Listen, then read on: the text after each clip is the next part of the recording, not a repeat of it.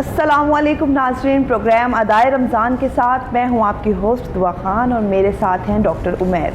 और आज अल्हम्दुलिल्लाह हम फिर से वही बात करूँगी, रोज़ करनी पड़ती है, करती इसलिए हूँ ताकि आप सबको याद रहे कि हम अपना वादा निभा रहे हैं। और आज हमारे पास फिर से जो हमारे उलमा मौजूद हैं, आप लोगों की भी अब शायद वो लोग रिकॉग्नाइज़ हो चुके होंगे वो फेस आप लोगों को, क्योंकि वो हमारे साथ मुसलसल चलते आ रहे हैं। और ये हमारे लिए बड़ी ऑनर की बात है, बड़ी एक मैं कहूँगी कि हमारी खुशकिस्मती है कि इस तरह की जो अजीम शख्सियात होती हैं उनका हमारे साथ प्रोग्राम में मौजूद होना, उनका हमें वक्त देना, और काफ़ी अच्छा खासा वो हमें वक्त देते हैं। और उसके साथ साथ ऐसी ऐसी बातों पर हमें दलील देते हैं, ऐसी ऐसी बातों की हमें पहचान करवाते हैं कि जिनसे हम लोग या तो अनजान होते हैं या हम उनको परफेक्टली जान नहीं पाते, या अगर हमें पता भी होता है तो उस लेवल पे नहीं पता होता या उस तरीके से नहीं पता होता जिस तरह के इंसान को किसी चीज़ का नॉलेज होना चाहिए। और डॉक्टर उमैर, मैं ये समझती हूँ कि शायद ठीक है, एक वर्क है हमारा, ये तो एक अलहदा चीज़ है, लेकिन रमज़ान ट्रांसमिशन ने मुझे पता नहीं आपको इस तरह का वो इससे फ़ायदा हुआ है कि नहीं, मेरा ख्याल है बहुत कुछ सीखने को मिला है। आपको ये महसूस होता है? बिस्मिल्लाहिर्रहमानिर्रहीम, अल्लाहुम्मा सल्ली अला सय्यिदिना व मौलाना मुहम्मदिन व अला आलिहि व अस्हाबिहि वसल्लम।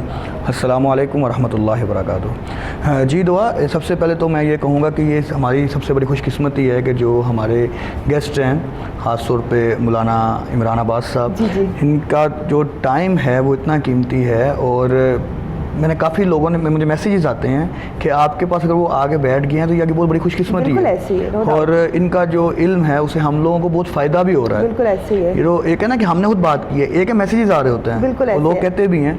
तो ये हमारे हम जो पीर वकास मुनव्वर साहब हैं उनको हम कैच करते हैं, कोशिश हमारी ये होती है कि हम उनको, क्योंकि ज़ाहिर बात है उनकी भी टाइम का कुछ शेड्यूल ऐसा, फिर भी वो अपना वक्त निकाल कर हमें जो भी इफ्तारी के बाद ज़रूर ज्वाइन कर लेते हैं। लेकिन आज मैंने सोचा और आज हमने चाहा, मिल के चाहा कि आज वो हमारे साथ शुरू से बैठेंगे। मैंने कहा कि नहीं, आज आप हमारे साथ शुरू से बैठेंगे, आज हम अपना प्रॉपर टाइम देंगे, चाहे आज आप इफ्तारी के बाद चले जाए, लेकिन ज़रा शुरू वाली गुफ्तगू में आपका होना लाजमी है। अब उसकी वजह क्या है, मैं आप सबको वजह भी बताती चलूँ, क्योंकि आज का जो हमारा टॉपिक है एक बहुत ही खूबसूरत टॉपिक, और मेरे लिए शायद वो ज़्यादा अच्छा होगा क्योंकि मैं खुद एक बेटी हूँ। तो आज हमारा जो टॉपिक है वो है बेटी की अजमत। इसके अंदर शायद कुछ ऐसे सवालात भी आज हम करें कि हो सकता है आप जितनी भी लड़कियां, जितनी भी ख़वातीन देख रही हैं, आप सबकी ज़िंदगी के साथ वो रिलेट करते होंगे या कभी ना कभी किए होंगे। अब आप शायद उम्र की औरत वाले हिस्से में चल पड़ी, या माँ वाले या दादी वाले या नानी वाले, लेकिन आप लोग कभी ना कभी बेटी तो थी। और एक औरत के लिए मैं समझती हूँ कि एक औरत से कितने रिश्ते जुड़े होते हैं ना, कभी ये बेटी है, कभी ये माँ है, कहीं पे ये बहन है, बीवी है, बेटी है। लेकिन इस एक औरत के साथ अल्लाह ताला ने इतने ज़्यादा रिश्ते बना दिए हैं कि इसकी अजमत क्या है बेटी की, और हम बेटी को दीन में किस तरह हमें इसकी दलील मिलती है, या हमारा दीन इस बारे में क्या कहता है। हमारे पास आज ढेर सारे क्वेश्चंस हैं और आप लोगों के भी काफ़ी ज़्यादा क्वेश्चंस होंगे, और होप्स हो कि आज पीर वकास साहब के पास भी फिर से सवाल होंगे, क्योंकि उनके पास काफ़ी ज़्यादा क्वेश्चन आंसर आते हैं, वो भी हमें यहाँ पर बताते हैं कि क्वेश्चंस हैं हमारे पास। तो अब मेरा ख्याल है कि मैं आप सबको तारुफ़ करवाती चलूँ। हमेशा की तरह आज भी हमारे साथ बहुत ही मोअज़्ज़िज़ शख्सियत, किसी तारुफ़ के मोहताज नहीं है, आप सबका जाना पहचाना चेहरा है, founder of logician Islamic research foundation, member of Ittehad Bainul Muslimeen committee government of Punjab, research scholar, motivational speaker हैं। और माशाल्लाह इतना, इससे भी शायद इनका तारुफ़ मैं अगर ज़्यादा भी करवाऊँ तो वो भी कम होगा, क्योंकि इनका तारुफ़ माशाल्लाह लफ्ज़ों में बयान करने के लिए भी कम हो जाता है। और उन्हीं के साथ बहुत ही प्यारी शख्सियत, बहुत ही अच्छे इंसान, अच्छे और आला इखलाक के इंसान पीर वकास मुनव्वर साहब हमारे साथ मौजूद हैं। और हमारे पास एक बहुत खूबसूरत आवाज़ के मालिक सना खां है, बहुत अच्छा कलाम पढ़ते हैं और हमें बहुत अच्छे अच्छे कलाम सुनाते हैं। कल भी उन्होंने हमें बहुत अच्छे से कलाम सुनाए थे। कलाम तो बेशक अच्छे होते हैं, लेकिन एक वो होता है समटाइम आप उसके अंदर बिल्कुल डीपली चले जाते हैं। तो हमारे साथ आकिब इम्तियाज़ नक्शबंदी भी मौजूद हैं। अब मेरा ख्याल है कि जो हमारा टॉपिक है, आप एक चीज़ मिस कर गई हैं, डॉक्टर उमैर हमारे साथ मौजूद हैं। नहीं, डॉक्टर उमैर तो मौजूद हैं, लेकिन जो हमारी सबसे दिल अजीज़ शख्सियत हैं मौलाना इमरान अब्बास मुज़ाहिर साहब। बिल्कुल। तो जी मौलाना, क्या हाल चाल है? ठीक ठाक हैं? तबीयत ठीक है? बहुत शुक्रिया। और पीर साहब आप सुनाएं? ठीक ठाक हैं अल्हम्दुलिल्लाह। तो आज का जो आपका टॉपिक जो है, जिस तरह बेटी की अज़मत, तो आप बात इस तरह है कि हर मुआशरे में बेटी को इज़्ज़त मिली है, लेकिन जब ज़हूर इस्लाम के बाद बेटी का मुकाम तो बहुत ज़्यादा बढ़ गया ना। जो पहले ज़हमत थी वो बाइस रहमत बन गई, बाइस रहमत हो गई। जिसको पहले बाइशर ज़हमा समझा जाता था। उसके बाद ये है जनरल जो बात चलती थी, आजकल के ज़माने में कुछ ऐसी बातें मिलती जुलती हैं। उसके इस टॉपिक पे रोशनी डलवाएंगे अलामा साहब से जी जी। और पीर साहब से पूछेंगे, तो क्यों ना अपने सवाल तरफ शुरू चला किया जाए। बिल्कुल जी अलामा साहब, कहा जाता है कि बेटी जो है बाइसे रहमत है, और जब बेटी पैदा होती है बरकत आ जाती है घर के अंदर और खुशियाँ ढेरों आ जाती हैं। जब रहमत कहा गया है बेटी को रहमत कहा गया है, तो हम हर दुआ में औलाद नरीना क्यों मांगते हैं? जब बेटी रहमत है तो औलाद नरीना क्यों सवाल किया जाता है? औज़ु बिल्लाहि मिनश शैतानिर रजीम बिस्मिल्लाहिर रहमानिर रहीम। डॉक्टर साहब, औलाद नरीना का जो सवाल है उसकी तलब वो सिर्फ़ हम जैसे लोगों की ही तलब नहीं है, अम्बिया की, औलिया की, औसिया की, ये सब की तलब रही है। रसूल अकरम सल्लल्लाहु अलैहि वसल्लम का फरमान है कि अलबनून नेमतुन वलबनातु हसनात। एक हदीस है जो आमतौर पे डिस्कस हुई है, जिसका आपने भी जिक्र फरमाया कि अलबनून नेमतुन वलबनातु रहमतुन, कि बेटा नेमत है और बेटी रहमत है। इन दोनों में बड़ा फ़र्क है। बेटा नेमत है और बेटी रहमत है। फिर एक जगह रसूल अकरम सल्लल्लाहु अलैहि वसल्लम ने फरमाया कि अलबनून नेमतुन वलबनातु हसनातुन, बेटा नेमत है और बेटी नेकी है। ये बड़ी खूबसूरत बात है। जब हम बात करते हैं जी औलाद नरीना की, देखिए इंसान को मुआशरे में जीने के लिए बेटे की ज़रूरत है, बाहर पहचान के लिए बेटे की ज़रूरत है, अपने माल अपने कारोबार के तहफ़्फ़ुज़ के लिए बेटे की ज़रूरत है। ये बिल्कुल एक अलग मामला है, वो हर इंसान को ज़रूरत है। जिसके पास माल है, जिसके पास जो कारोबार कर रहा है, जिसकी ज़मीन है, जिसके मवेशी हैं, उसे संभालने के लिए ज़ाहिर है बेटी तो नहीं मांगी जा सकती, उसे संभालने के लिए बेटा मांगा जाता है। लेकिन बेटी की जो पोजीशन है, बेटी का जो मकाम है, वो रहमत है, वो उस बाप के लिए रहमत है, वो उस घर के लिए रहमत है। और उसकी रीज़न फ़कत ये नहीं है कि वो घर की रौनक है, उसकी बहुत सारी वजूहात हैं। उसमें से एक वजह ये है कि रसूल अकरम सल्लल्लाहु अलैहि वसल्लम का ये फरमान है कि जिस घर में एक बेटी पल रही हो, एक बेटी, जी जी, हर रोज़ 70,000 फरिश्ता उस घर में उतरता है, और वो बाप जो उस बेटी को पाल रहा हो उसके लिए सारा दिन वो इस्तिग़फ़ार करता है और बारगाहे परवरदिगार में ये दुआ करता है कि परवरदिगार हमने जितनी भी इबादत की है वो इस शख्स के नामा अमाल में उसका अजर लिख दे। आम तौर पे मैं नहीं समझता कोई मुसलमान है जो इस बात का इनकार करे कि जो भी फरिश्ता है वो इबादत में मसरूफ़ है। कोई हालत रुकू में है, कोई हालत सजदा में है, कोई हालत क़याम में है, कोई तस्बीह कर रहा है, किसी की तस्बीह कुछ है, किसी की तस्बीह कुछ है। कोई फरिश्ता ऐसा नहीं है जो एक लम्हे के लिए भी जी जी, इबादत को तर्क करे। सवाल ये है, और ये मैं समझता हूँ ये सवाल को प्रोपेगेट करने की ज़रूरत है ताकि इसकी अहमियत को समझा जाए। क्वेश्चन ये है कि परवरदिगार को उनकी इबादत की ज़रूरत नहीं है, जी जी, और फरिश्तों को इबादत का अजर मिलने वाला नहीं। फरिश्तों में तो आपने कहीं नहीं सुना कि फ़लाँ जन्नत में जाएगा और फ़लाँ माज़अल्लाह जहन्नुम में जाएगा, या फरिश्ते जो हैं फ़लाँ तख्त पे बैठेगा और फ़लाँ ये करेगा। ये दर्जात और वो जो ऑलरेडी हैं वो हैं। तो ये जो नेकियां हैं ये कहाँ जा रही हैं, ये फरिश्तों की इबादतें कहाँ जा रही हैं? तो ये बहुत सारे मौके हैं। आज चूँकि टॉपिक जो है बेटी के हवाले से बात हो रही है तो मैं सिर्फ इस हवाले से अर्ज़ कर रहा हूँ। अदरवाइज़ रसूल अकरम सल्लल्लाहु अलैहि वसल्लम ने बहुत सारी चीज़ें ऐसी बयान फरमाई कि जिसमें मलाइका की हुई इबादत उस शख्स के नामा अमाल में उसका अजर लिखा जाता है। उनमें से एक ये है कि जो शख्स एक बेटी की परवरिश कर रहा है, जो एक बेटी को पाल रहा है, परवरदिगार उसके लिए, यानी ये समझ लें उसका प्रोटोकॉल है कि 70,000 फरिश्ता हर रोज़ उसके सहन में उतरता है, सारा दिन उस घर में रहता है और उस बाप के लिए इस्तिग़फ़ार करता है, उसके लिए हिफाजत की दुआ करता है। जी। तो ये मामला, ये जो बात है यानी रहमत वाली बात जो है, उसका ताल्लुक सिर्फ ये नहीं है कि बेटी घर की रौनक है, उसका ताल्लुक इस बात से भी है कि उस बाप, वो समझ लें वो बाप जो है वो हर तरफ से सेफ हो गया है, हर तरफ से सिक्योर्ड है, जो एक बेटी की परवरिश कर रहा है। अच्छा नामा, यहाँ पे एक सवाल मैं आपसे करूँगी कि सवाल से पहले हम ज़रा हम अपना हम अब चलें, ठीक है, मैं फिर अपना सवाल यहीं से आपसे कंटिन्यू करूँगी। जी ज़रा आकिब भाई ज़रा सुनाइए, कौन सा कलाम सुना रहे हैं आप? हम सुनाएं ज़रा।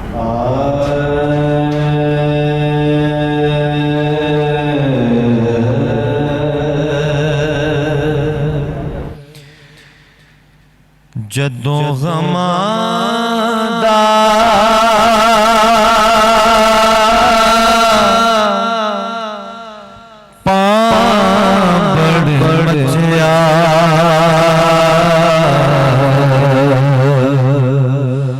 रब सच्चा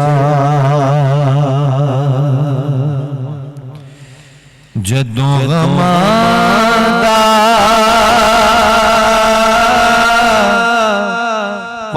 पाबड़ मचिया रब सच्चा जदों गमां दा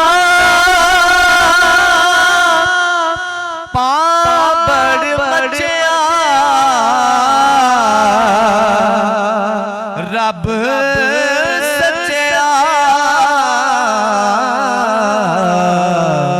तेरा नाम ले के मैं बचिया रब सच्चा तेरा नाम ले के मैं बचिया रब सच्चा। इस कलाम का एक शेर बहुत कीमती है आपकी नजर कीता तेरा जिक्र तेरे सुरूर जया कीता तेरा जिक्र तेरे सुरूर जया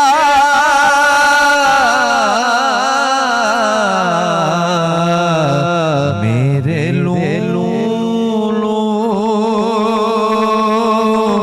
दे विच रचिया रब सच्चा मेरे लूलू दे विच रचिया रब सच्चा तेरे नबी दा पाक दवारा देखण बा तेरे नबी दा पाक दवारा देखण बा तेरे नबी दा पाक दवारा देखण बा कोई शहर ना दिल नू जचिया रब सच्चा कोई शहर ना दिल नू जचिया रब सच्चा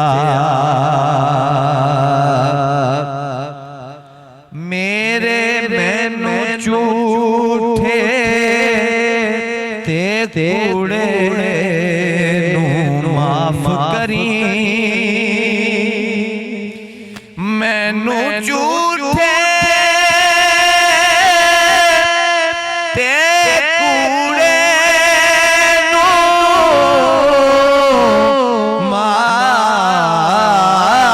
माफ करी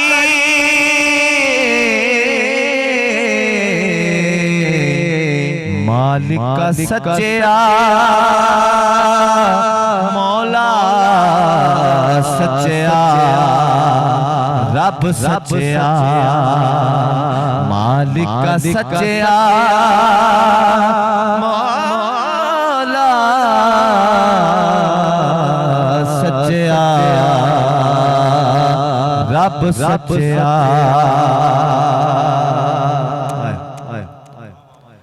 गैर दे अगे झुकण दा नाज़िशनो गैर दे आगे झुकदा तेरे नाज़िशनो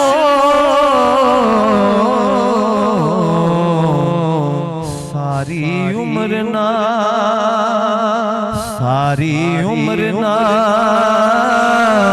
लुकमा पचया रब सचया सारी उम्र ना लुकमा पचया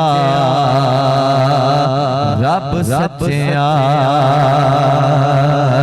सारी उम्र ना लुकमा पचया रब सचया जदों हमादा पांबड़ मचया रब सचया तेरा नाम लेके मैं बचया रब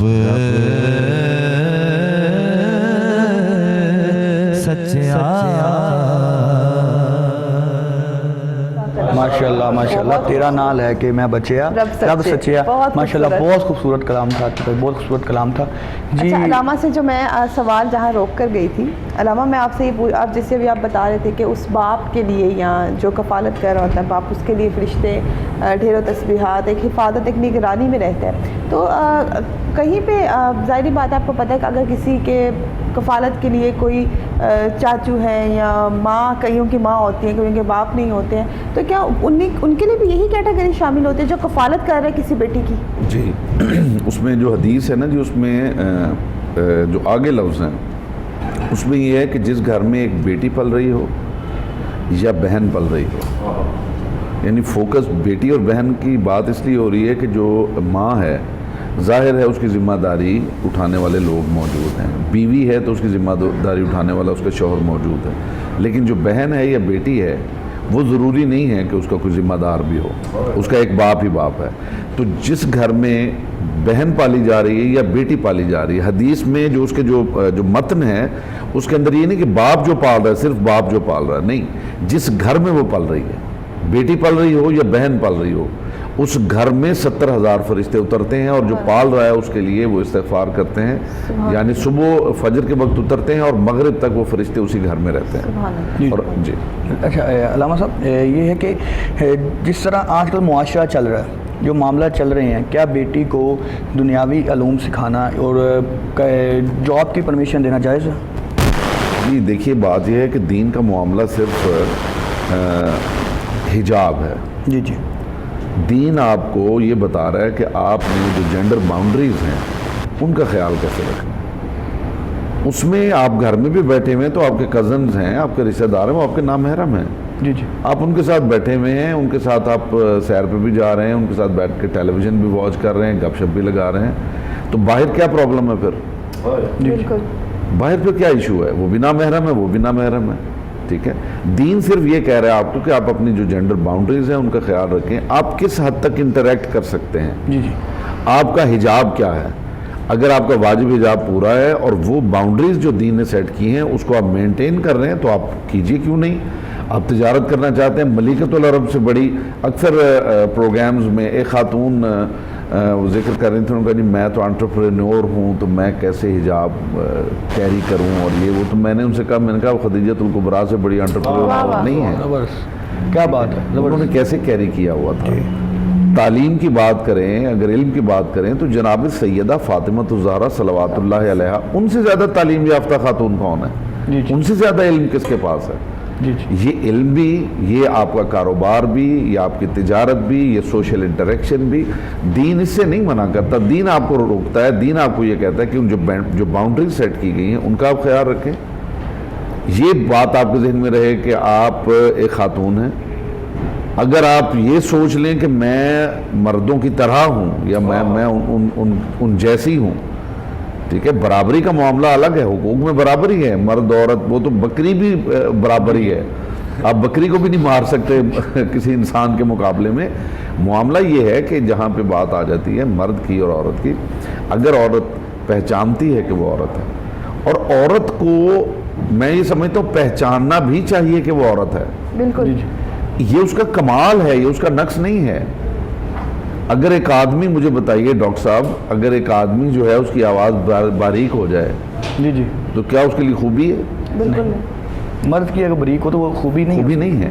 इसी तरह अगर एक औरत की आवाज़ भद्दी हो जाए, मोटी आवाज़ हो उसकी मर्दों की तरह, तो उसके लिए खूबी है? जी सर, बिल्कुल भी खूबी नहीं है। मर्द की खूबियाँ अलग हैं, औरत की खूबियाँ अलग हैं, और ऐन मुमकिन है कि जो मर्द की खूबी हो वो औरत का नक्स हो, और जो औरत की खूबी हो वो मर्द का नक्स हो। अगर एक औरत का ख्याल है कि मैंने मर्दों जैसा बनना है, तो इसका मतलब ये है कि उसमें ताकत भी उतनी होनी चाहिए, उसकी आवाज़ भी उसी तरह होनी चाहिए, तो वो निस्वानियत के मायार से गिर जाएगी। जी जी वो निस्वानियत के मायार से गिर जाएगी। जी जी, वो जिसे वो नक्स समझ रही है वही उसका कमाल है। ज़बरदस्त, क्या बात, ठीक क्या है। बात। वकास साहब, मेरा आपसे यहाँ पे एक सवाल है कि आजकल एक अलामा साहब ऐसे ट्रेंड भी बन चुका है कि एक काफ़ी ज़्यादा आजकल तो खैर लड़कियाँ, अगर आप सोशल मीडिया देखें तो बेतहाशा पड़े हुए हैं ऐसे मामला कि एक प्रॉपर वो लड़कों वाला ही गेटअप है, और इवन कि अब वो उस गेटअप में रहना भी पसंद करती हैं और अपने आप को लड़का कहलवाना भी पसंद करती हैं। बिस्मिल्लाहिर्रहमानिर्रहीम। सबसे पहले ट्रांसमिशन के हवाले से आज हमें, चूँकि सुबह में मुझे मैसेज आया था कि हमारे साथ जुड़े हुए थे एक फैमिली, तो आज वो सारे ख़ानदान उम्रे के लिए गया है, तो उन्होंने कहा इंशाल्लाह बैतुल्लाह में आपके लिए तमाम टीम के लिए दुआ की जाएगी। आमीन। और वो उन्होंने मुझे आज सुबह मैसेज किया है सहरी में, तो उनके हवाले से तो जो आपने सवाल किया, नबी अकरम की हदीस है कि लानत है ऐसे मर्दों पे जो मर्दों और औरतों की तरह अपने आप को रखें, और लानत है ऐसी औरतों पे जो औरतें और मर्द का अपनी जनरेशन को तब्दील करें, अपनी हसीयत को। नबी अकरम सल्लल्लाहु अलैहि वसल्लम की बारगाह में एक दहिया कल्बी साबी रसूल है, ये खूबसूरती में बड़े बाकमाल शख्सियत है। हदीस मुबारका में आता है कि जबरील अमीन जब आते थे तो ये किबला साहब इनकी शक्ल में, इनकी सूरत में अपना तब्दील होकर आते थे दहिया कल्बी के। तो ये अपने कबीले के सरदार थे। इन्होंने बताया कि मैंने नबी अकरम सल्लल्लाहु अलैहि वसल्लम के लाने नबूवत से पहले, हुज़ूर नबी पाक का कलमा पढ़ने से पहले अरब के अंदर हम अपनी बच्चियों को जिंदा दफन कर देते थे कि जो आज माशरे के अंदर ख़वातीन को, औरत को अपना मकाम समझ नहीं आ रहा या अपना मयार समझ नहीं आ रहा, वो समझे तो सही जहालत में दौर क्या था। तो वो कहते हैं कि मैंने 70 अब बच्चियाँ अपने कबीले की जिंदा दफन की। ये दहिया कल्बी सुना रहे वाक़या।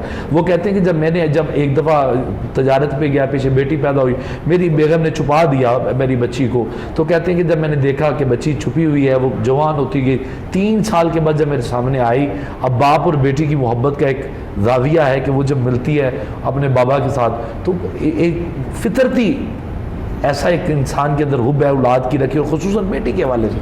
अब वो बाप और बेटी की जो मोहब्बत थी, वो कहते उसमें मैं कुर्बान हो गया, मेरे पास ये जरूरत ही नहीं है कि मैं बेटी इसको भी जिंदा दफन करूं। कहता फिर कबीले वालों ने मुझे मजबूर किया, उन्होंने कहा भाई अक्ल का इलाज करो, हमारी बेटियां तूने जिंदा दफन की हैं और अपनी बच्ची को तूने संभाल के रखा हुआ है, ये कहाँ का इंसाफ है। वो कहता मैं उनकी बातों में आ गया, फिर मैंने फैसला किया बच्ची को लेके जाता हूँ और जाकर किसी घरे के अंदर फेंक कर ऊपर मट्टी डाल के वापस आ जाता हूँ। कहता जब मैं लेकर गया तो मैंने जाके वहाँ पे एक बड़ा सा होल बनाना शुरू कर दिया। अब होल बना रहा था तो बच्ची को मैंने यूँ पकड़ के अब धक्का देने लगा, तो बच्ची मेरी तरफ देख के कहती है बाबा अगर तुम्हें मुझे खाना देने में प्रॉब्लम है तो मैं खाना नहीं मांगती, अगर तुम्हें कपड़ा देने में मुसीबत है मैं कपड़ा नहीं मांगती, इवन कि तुम मुझे अपने घर में नहीं रखना चाहता तो यहाँ पे रख ले, मुझे आके कभी कभी मिल लिया कर। और इवन यहाँ तक ये जुमला कह दिया कि ये दुनिया कायनात की तारीख में नबी रहमत सल्लल्लाहु अलैहि वसल्लम जब ये वाक़या सुन रहे तो सहाबा कहते हैं कि आका करीम ऐसे रोए जैसे एक बच्चा अपनी माँ से बिछड़ के सोता। आका ने कहा ये कल भी फिर क्या किया, कहने लगा जब मैंने बच्ची को पकड़ के मैं लेकर उस मैदान में पहुंचा, अब मैंने बाजू से पकड़कर जब धक्का देने लगा तो बच्ची मेरे कदमों से लिपट गई और लिपट के कहने लगी बाबा ये देख एक मरतबा मेरी माँ से मेरी मुलाकात करवा दे, मैं उससे बात करना चाहती हूँ, उसे बताना चाहती हूँ कि जो बेटी तुम्हारी आ गई है। और इसी को मियाँ साहब रहमतुल्लाह तआला रूमी कश्मीर ने लिखा है कि दीगर टली ते शामा पईयां मुर पंछी करानू आए ओ नहीं आंदे मोहम्मद बख्शा जेरे हत्ती जा दफनाए। अब वो बेटी कहने लगी बाबा मैं अपने आप बोझ ना समझ, मैं तेरे साथ काम करूंगी, मुझे अपने ऊपर ये ना समझ के मैं बेटी हूं, मैं कुछ नहीं कर सकती बाबा, तू जैसे कहेगा मैं करती चली जाऊंगी, कुछ नहीं मांगती तुझसे। लेकिन वो कहता है दया कल्बी कि मैं इतना मजबूर था, लोगों की बातों में मजबूर था, मैंने पकड़ के जब धक्का देने के लिए इरादा किया, अब मेरे एक लम्हे के लिए मुझे ख्याल आया क्यों ना मैं अपनी बच्ची को साथ ले जाऊं, ये बस्ती छोड़ दूं, ये कबीला छोड़ दूं, इन लोगों की बातें छोड़ दूं। कहने लगा पर मुझे माशरे की बातों ने इतना तंग किया हुआ था, मैंने बच्ची को फिर पकड़ा और पकड़ के वो धक्का दिया उस खोल के अंदर। जब बच्ची खोल के अंदर गई तो ऊपर मिट्टी डालना मैंने शुरू कर दी। अब मिट्टी डालते डालते कहते बेहिस्सी का ये आलम था। आज की औरत को जानना चाहिए, अगर तुझे इज्जत और एहतराम और मकाम मिला है तो वो इस्लाम की खातिर और इस्लाम की वजह से मिला है, नबी रहमत सल्लल्लाहु अलैहि वसल्लम के। अब वो दैया कल्बी वाकया सुना रहा है और ये वाकया हदीस की किताब में नकल मिलता है, सनद के साथ मिलता है। अब दैया कल्बी से पूछा आका ने कि दैया कल्बी फिर बच्ची ने तुझे क्या कहा आखिर पे जब तो वो कहने लगी, आसमान की तरफ उसने आंखें उठाई और कहने लगा, परवरदिगार आलम अगर बच्चियों का यही नसीब है तो आज के बाद किसी घर में बेटी पैदा ना करना, आज के बाद किसी को बेटी ना देना परवरदिगार आलम। कहते उसकी वो मासूम सी आवाज में ऐसा दर्द था, ऐसी कैफियत थी, कहते कि बयान से बाहर थी। दैया कल्बी से पूछा, दैया कल्बी फिर क्या हुआ? कहा फिर मुझे पता चला कि नबी रहमत सल्लल्लाहु अलैहि वसल्लम ने फरमाया है कि दुनिया कायनात में मेरी बेटी अल फातिमा बिदातु मिन्नी, फातिमा मेरे जिगर का टुकड़ा है। नबी रहमत सल्लल्लाहु अलैहि वसल्लम इस्तकबाल फातिमा करके बताया है कि ये बेटी है, ये बाप है, ये सुन्नत है, ये तरीका है, ये अदब है, ये फिक्र है, ये जुस्तजू है, ये निज़ाम जिंदगी का बेहतरीन स्लोगन जो आका ने दिया है वो यही दिया है कि आप अपनी बच्ची को तरबियत में ऐसा मयार दें कि वो बेटा बन के खुशी महसूस ना करे, वो हकीकत में बेटी के रूप में खुशी महसूस करे, उसे प्यार इतना दें कि वो माशरे के अंदर समझे कि दुनिया कायनात में मैं जिस घर में हूँ, अगर बाप के घर में हूँ तो उसके लिए रहमत हूँ, अगर मैं किसी की बीवी हूँ उसके लिए निसफ ईमान का हिस्सा हूँ, अगर मैं बहन हूँ उसके मेयार जिंदगी का अरूज हूँ, अगर मैं माँ हूँ तो मेरे कदमों के नीचे जन्नत है। रब्बे कायनात ने कुरान करीम में औरत को लफ्ज़ निसा से याद किया है और परवरदिगार आलम की जो रहमत के खजाने हैं उनमें से एक खजाना परवरदिगार आलम ने औरत पे रखा है। कहा कि अगर इस दुनिया कायनात में मौलवी जन्नत लेने के लिए खतीब, जाकिर, आलिम, आबिद, पीर तमाम कहते हैं जन्नत मस्जिद में मिलेगी, रोजे में मिलेगी, वो जिस जन्नत की बातें करते हैं वो जन्नत उसी औरत, उसी बेटी जो आज के माशरे में माँ बनेगी उसके कदमों के तले है, उसकी सेवा में। सुभान अल्लाह। अच्छा अल्लामा साहब, एक सवाल है कि आप सल्लल्लाहु अलैहि वसल्लम से ज़माने से पहले भी जो लोग थे वो अपनी बेटियों को ज़िंदा दरकोर कर देते थे, मार देते थे, और एक ज़माना आपका भी है, अब भी अपनी बेटियों को मार देते हैं। 7-8 साल की 8 दिन की बच्ची होती है उसे मार देते हैं। तो क्या ये हम लोग दोहरे जालियत में नहीं है? डॉक्टर साहब, इस सवाल का जवाब देने से पहले मैं बड़ी मुश्किल से ये इतना टाइम मैंने गुजारा है जो पीर साहब वाक़या सुना रहे थे, काश इस वक्त मैं यहाँ मौजूद ना होता। मैं अपनी ज़िंदगी में ये महसूस, मुझसे ये बात नहीं सुनी जाती, इस तरह की ये जो बात है मैं बड़ी मुश्किल से मैंने सुना है इसको, कि बेटी को दफन करना और वो कैफियत, बहुत बड़ा हौसला चाहिए इसके लिए, ये बात करने के लिए, ये बात सुनने के लिए बहुत बड़ा हौसला चाहिए। शायद मेरे बस में होता तो मैंने रिक्वेस्ट करता कि प्लीज़ ये बात अब ना करें आप। वो लोग बेटियों को दफन करते थे। मैं हज पे गया हूँ तो वो एक मकाम है जहाँ पे खुदाई हो रही थी। आज भी उस बिल्डिंग को जब उन्होंने खोदा है तो नीचे से ताज़ा खून निकलना शुरू हो गया। ये मक्का की बात कर रहा हूँ, मक्का की बात कर रहा हूँ। ताज़ा खून, जब उन्होंने उस बिल्डिंग को रेनोवेट किया है, बिल्कुल बैतुल्लाह के राइट साइड पे वो बिल्डिंग है, वहाँ से ताज़ा लहू, और हिस्ट्री ये बताती है वो जगह है जहाँ पे बेटियों को दफन किया जाता था। मैं ये समझता हूँ कि आपने तो और पहलू के एतबार से कहा ना कि आज भी बेटियों को दफन किया जाता है, आज भी बेटियों को मार दिया जाता है, जैसे पीछे एक केस हुआ। जी। दफन करने का मतलब डॉक्टर साहब सिर्फ ये नहीं होता कि किसी ने मिट्टी में ही दबा दिया है। किसी ने अगर बेटी की मासूमियत छीन ली है, किसी ने निस्वानियत छीन ली है, किसी ने उसको वो कुछ बताया ही नहीं जो उसके लिए ज़रूरी था मुआशरे में, किसी ने उस तरबियत और तालीम से उसे आरास्ता ही नहीं किया, तो उसने उसे दफन ही कर दिया है। जिस बाप ने बॉदर नहीं किया कि ये मेरी बेटी है, ये कितनी कीमती है, मुझे इसे कैसे इक्विप करना है क्योंकि कल इसने मुआशरे में जाना है, ऐसा ना हो। क्योंकि बाहर मैं ये महसूस करता हूँ औरतों को मर्दों ने आज़ादी के नाम पे बाहर निकाला है।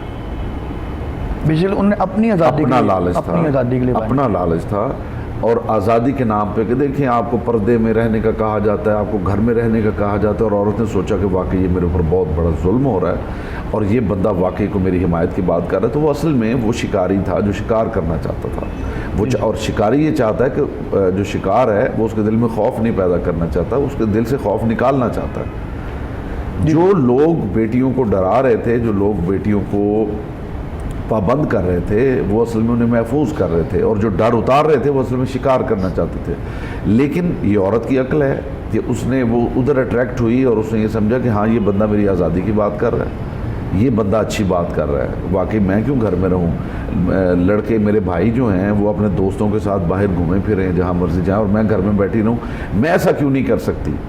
ऐसा क्यों नहीं हो सकता कि हम 3-4 लड़कियां सहेलियां भी निकलें और गाड़ी में जाएं और मोटर बाइक पे जाएं, और ये तो उसे ये लगा, जबकि उसने ये नहीं फील किया कि उसकी जो निस्वानियत है वही उसका कमाल है। जी। अगर एक औरत चाहती है कि वो बंदे की तरह ताकतवर हो जाए तो वो फिर निस्वानियत के मायार को नहीं समझती। उसकी नज़ाकत उसका कमाल है, उसकी ताकत उसका कमाल नहीं है।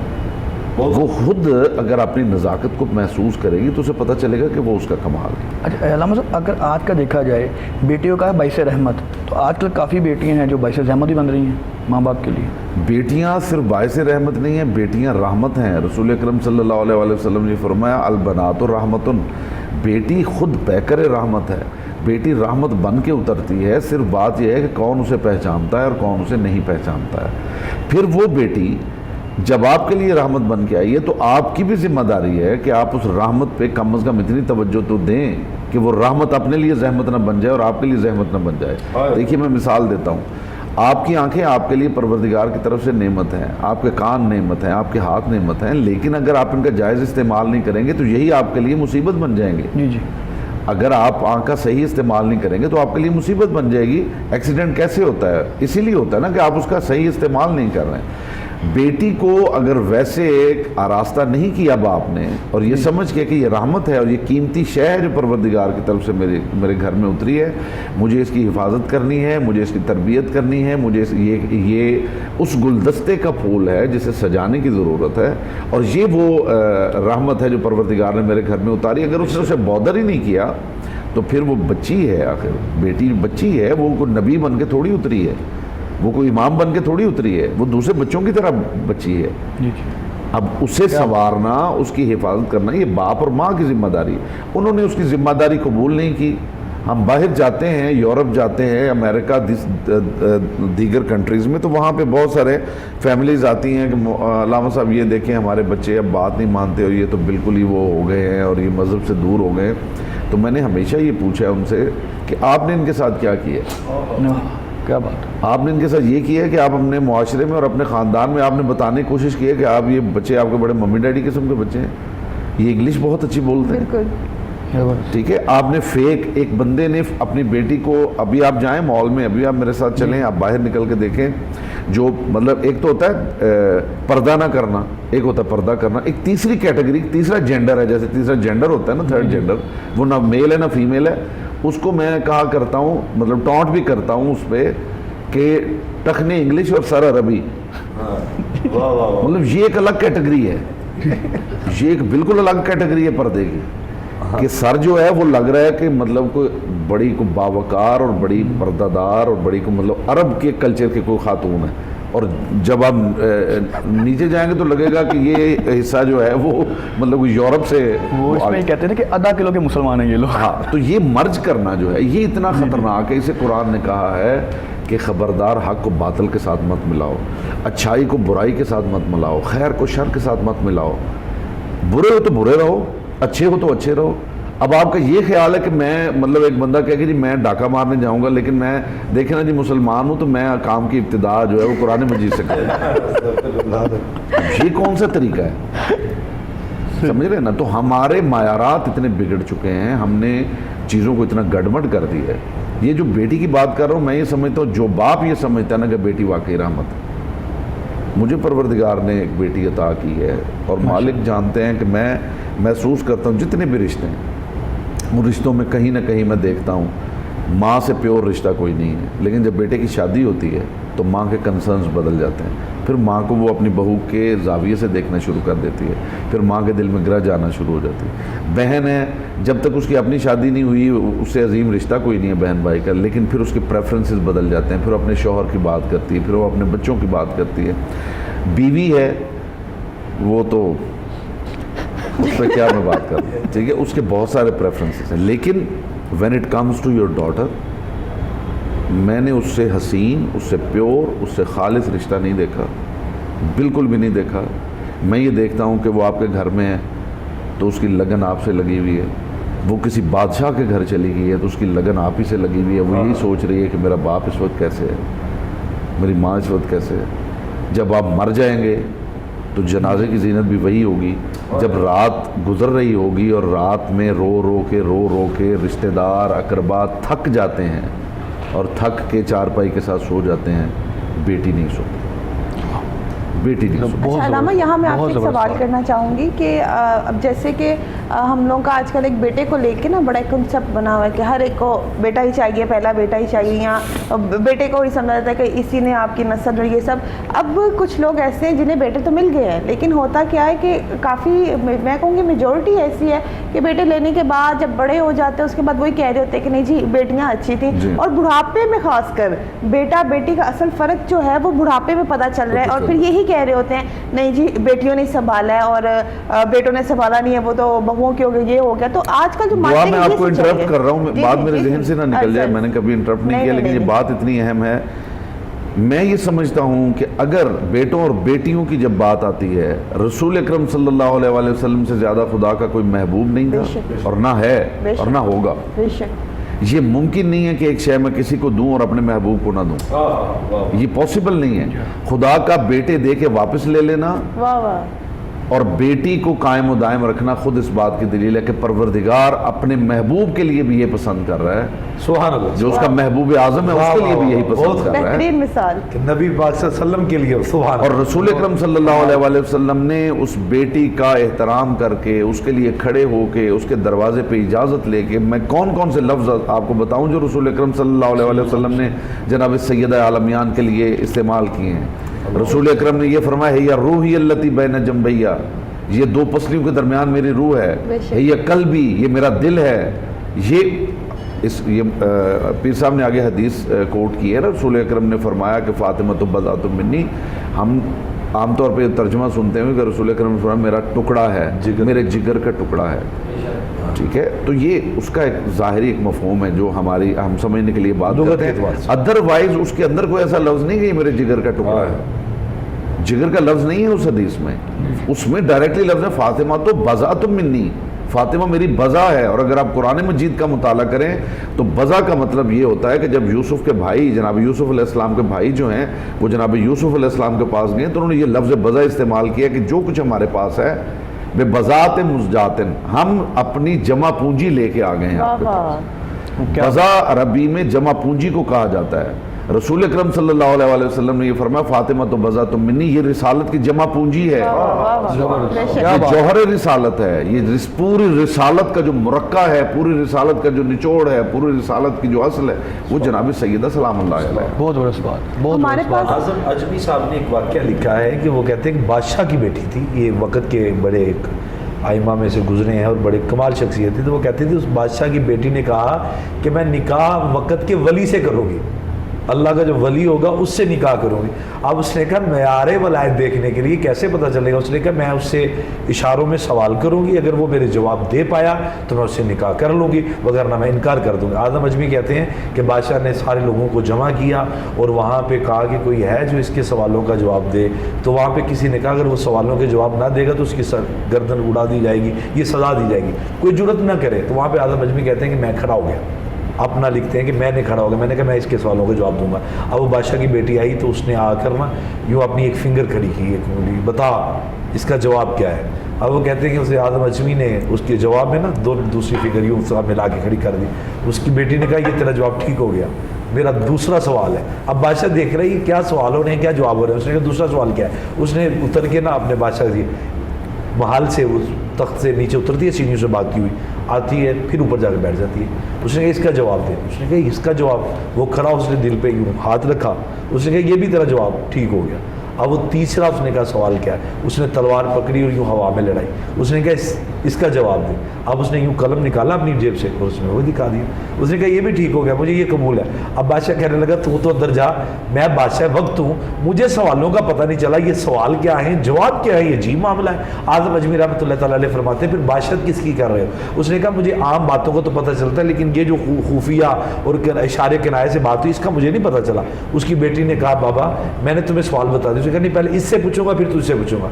उसने कहा जो तेरी बेटी ने एक उंगली फिंगर हवा में मुअल्लक की थी, उसने बताया था तू अल्लाह को मानता है एक फिंगर।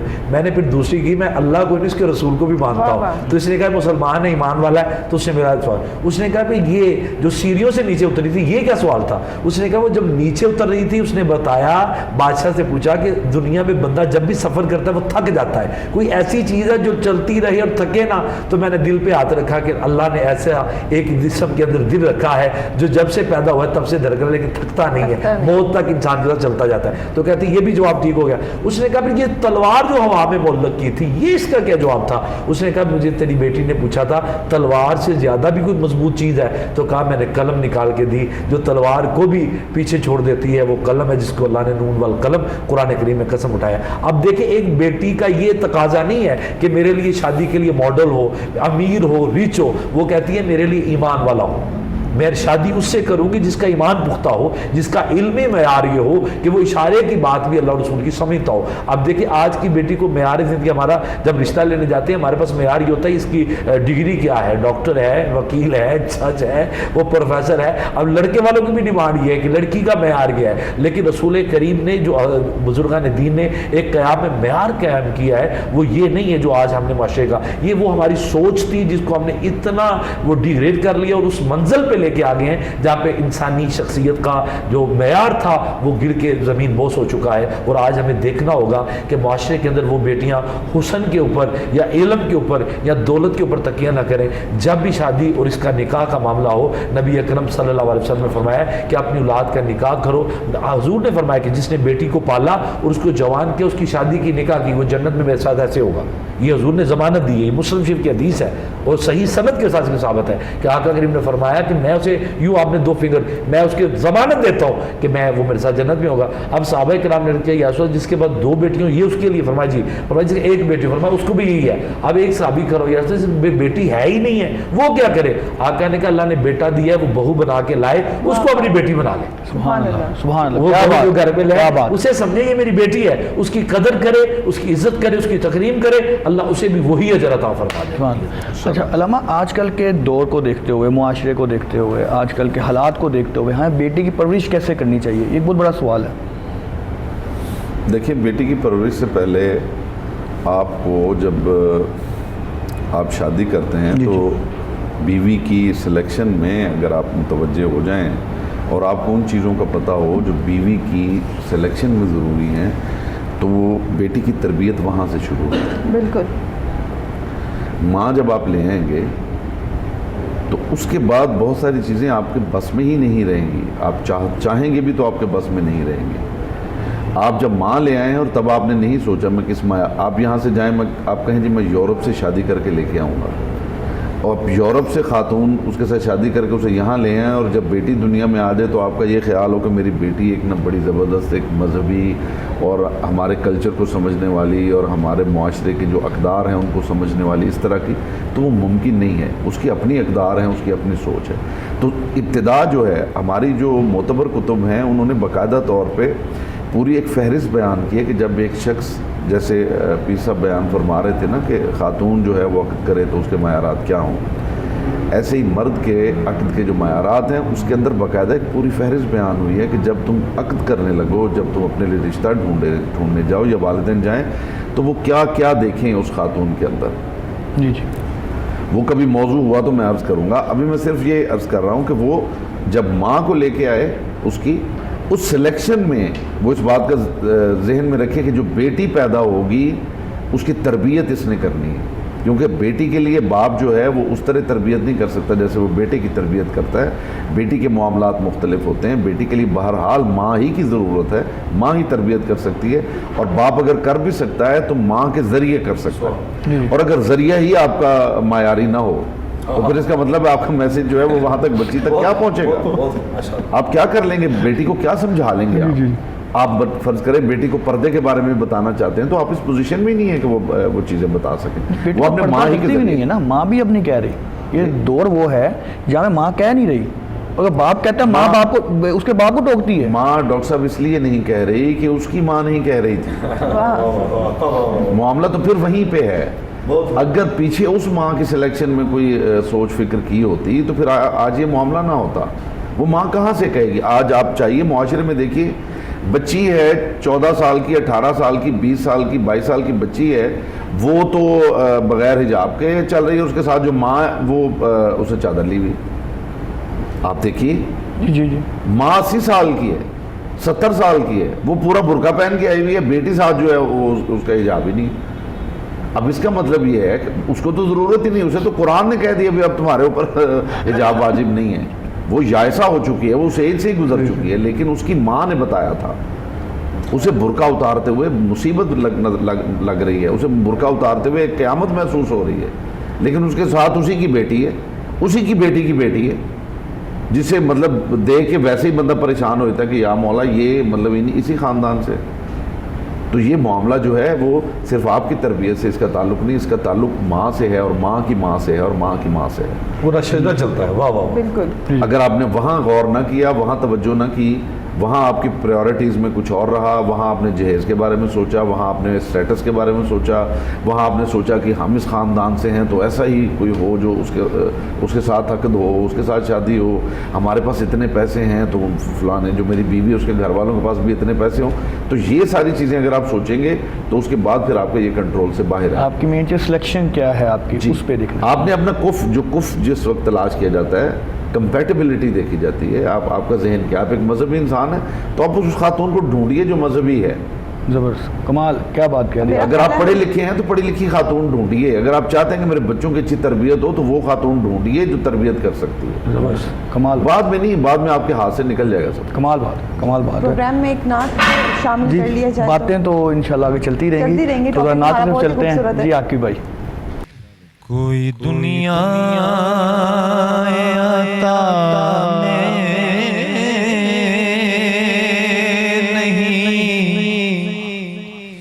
हम था तेरा वो जो हातिम को मयासर वो नज़ारा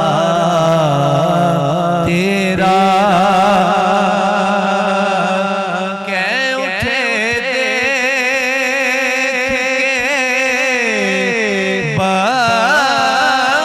बख्शीश में ये रुतबा तेरा क्या जो करम है शहे पतहा तेरा नहीं सुनता ही नहीं मांगने वाला तेरा नहीं सुनता ही नहीं मांगने वाला तेरा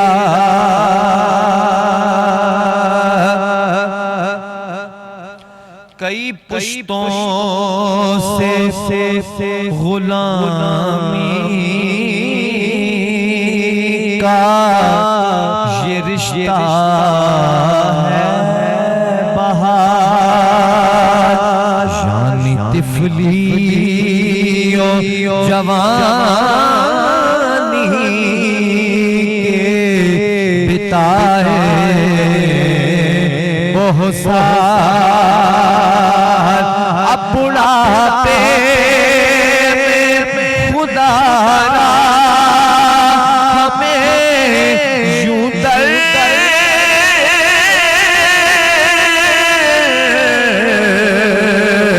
से न डाल तेरे टुकड़ों पे पले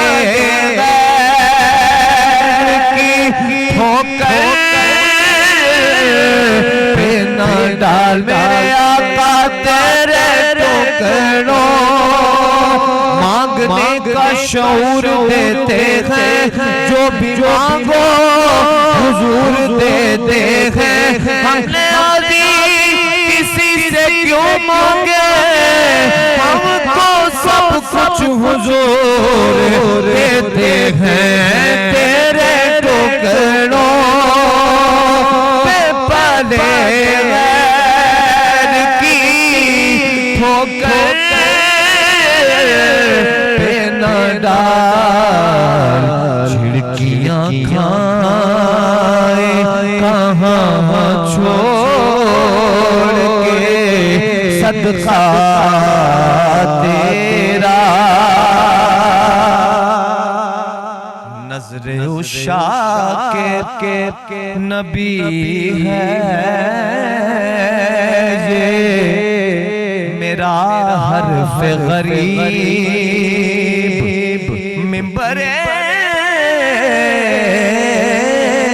वाज पे लड़ते रहे, आपस में खतीब ये अकीदा रहे। अल्लाह करे मुझे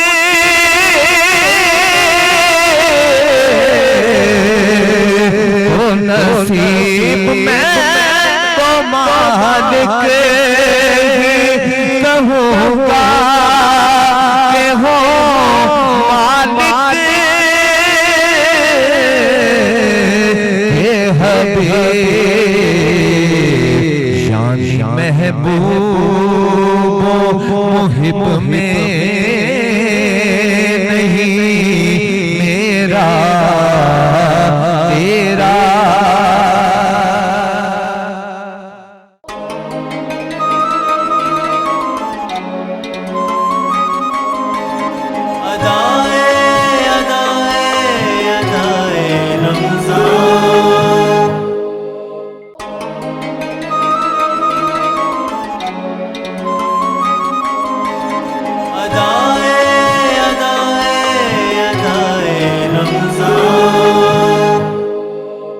अस्सलामुअलैकुम, वेलकम बैक नाजरीन। हम आ गए हैं ब्रेक से वापस और लाहौर और कराची में अज़ान मगरिब हो चुकी है और रोज़ा भी इफ्तार हो गया है, सबने कर दिया। डॉक्टर उमैन ने भी कर दिया। उनकी स्माइल से आपको अंदाज़ा हो गया कि डॉक्टर उमैन रोज़ा खोल के आ गए।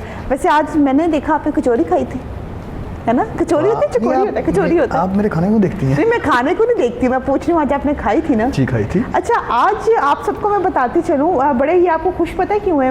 आज इनकी खुशी की वजह ये है कि आज इनकी लक अच्छी है। दुआ कबूल नहीं हुई। आज लक कैसे चाहती है कि 24 घंटे में कि मुझ पे कोई अटैक करने का मौका मिल जाए, तो इसे मौका इस प्रोग्राम में मिलता, तो अल्हम्दुलिल्लाह आज इसे मौका नहीं मिला। हाँ, इसलिए तुम्हारा मुंह उतरा हुआ। नहीं, मेरा मुंह नहीं उतरा। अच्छा, वो मौका ना मिलने की वजह ये है क्योंकि आज हमारे साथ हमारे प्रोग्राम में हमें ज्वाइन किया है, फैसलाबाद से आई हैं, हमारे लिए बड़ी ऑनर की बात है।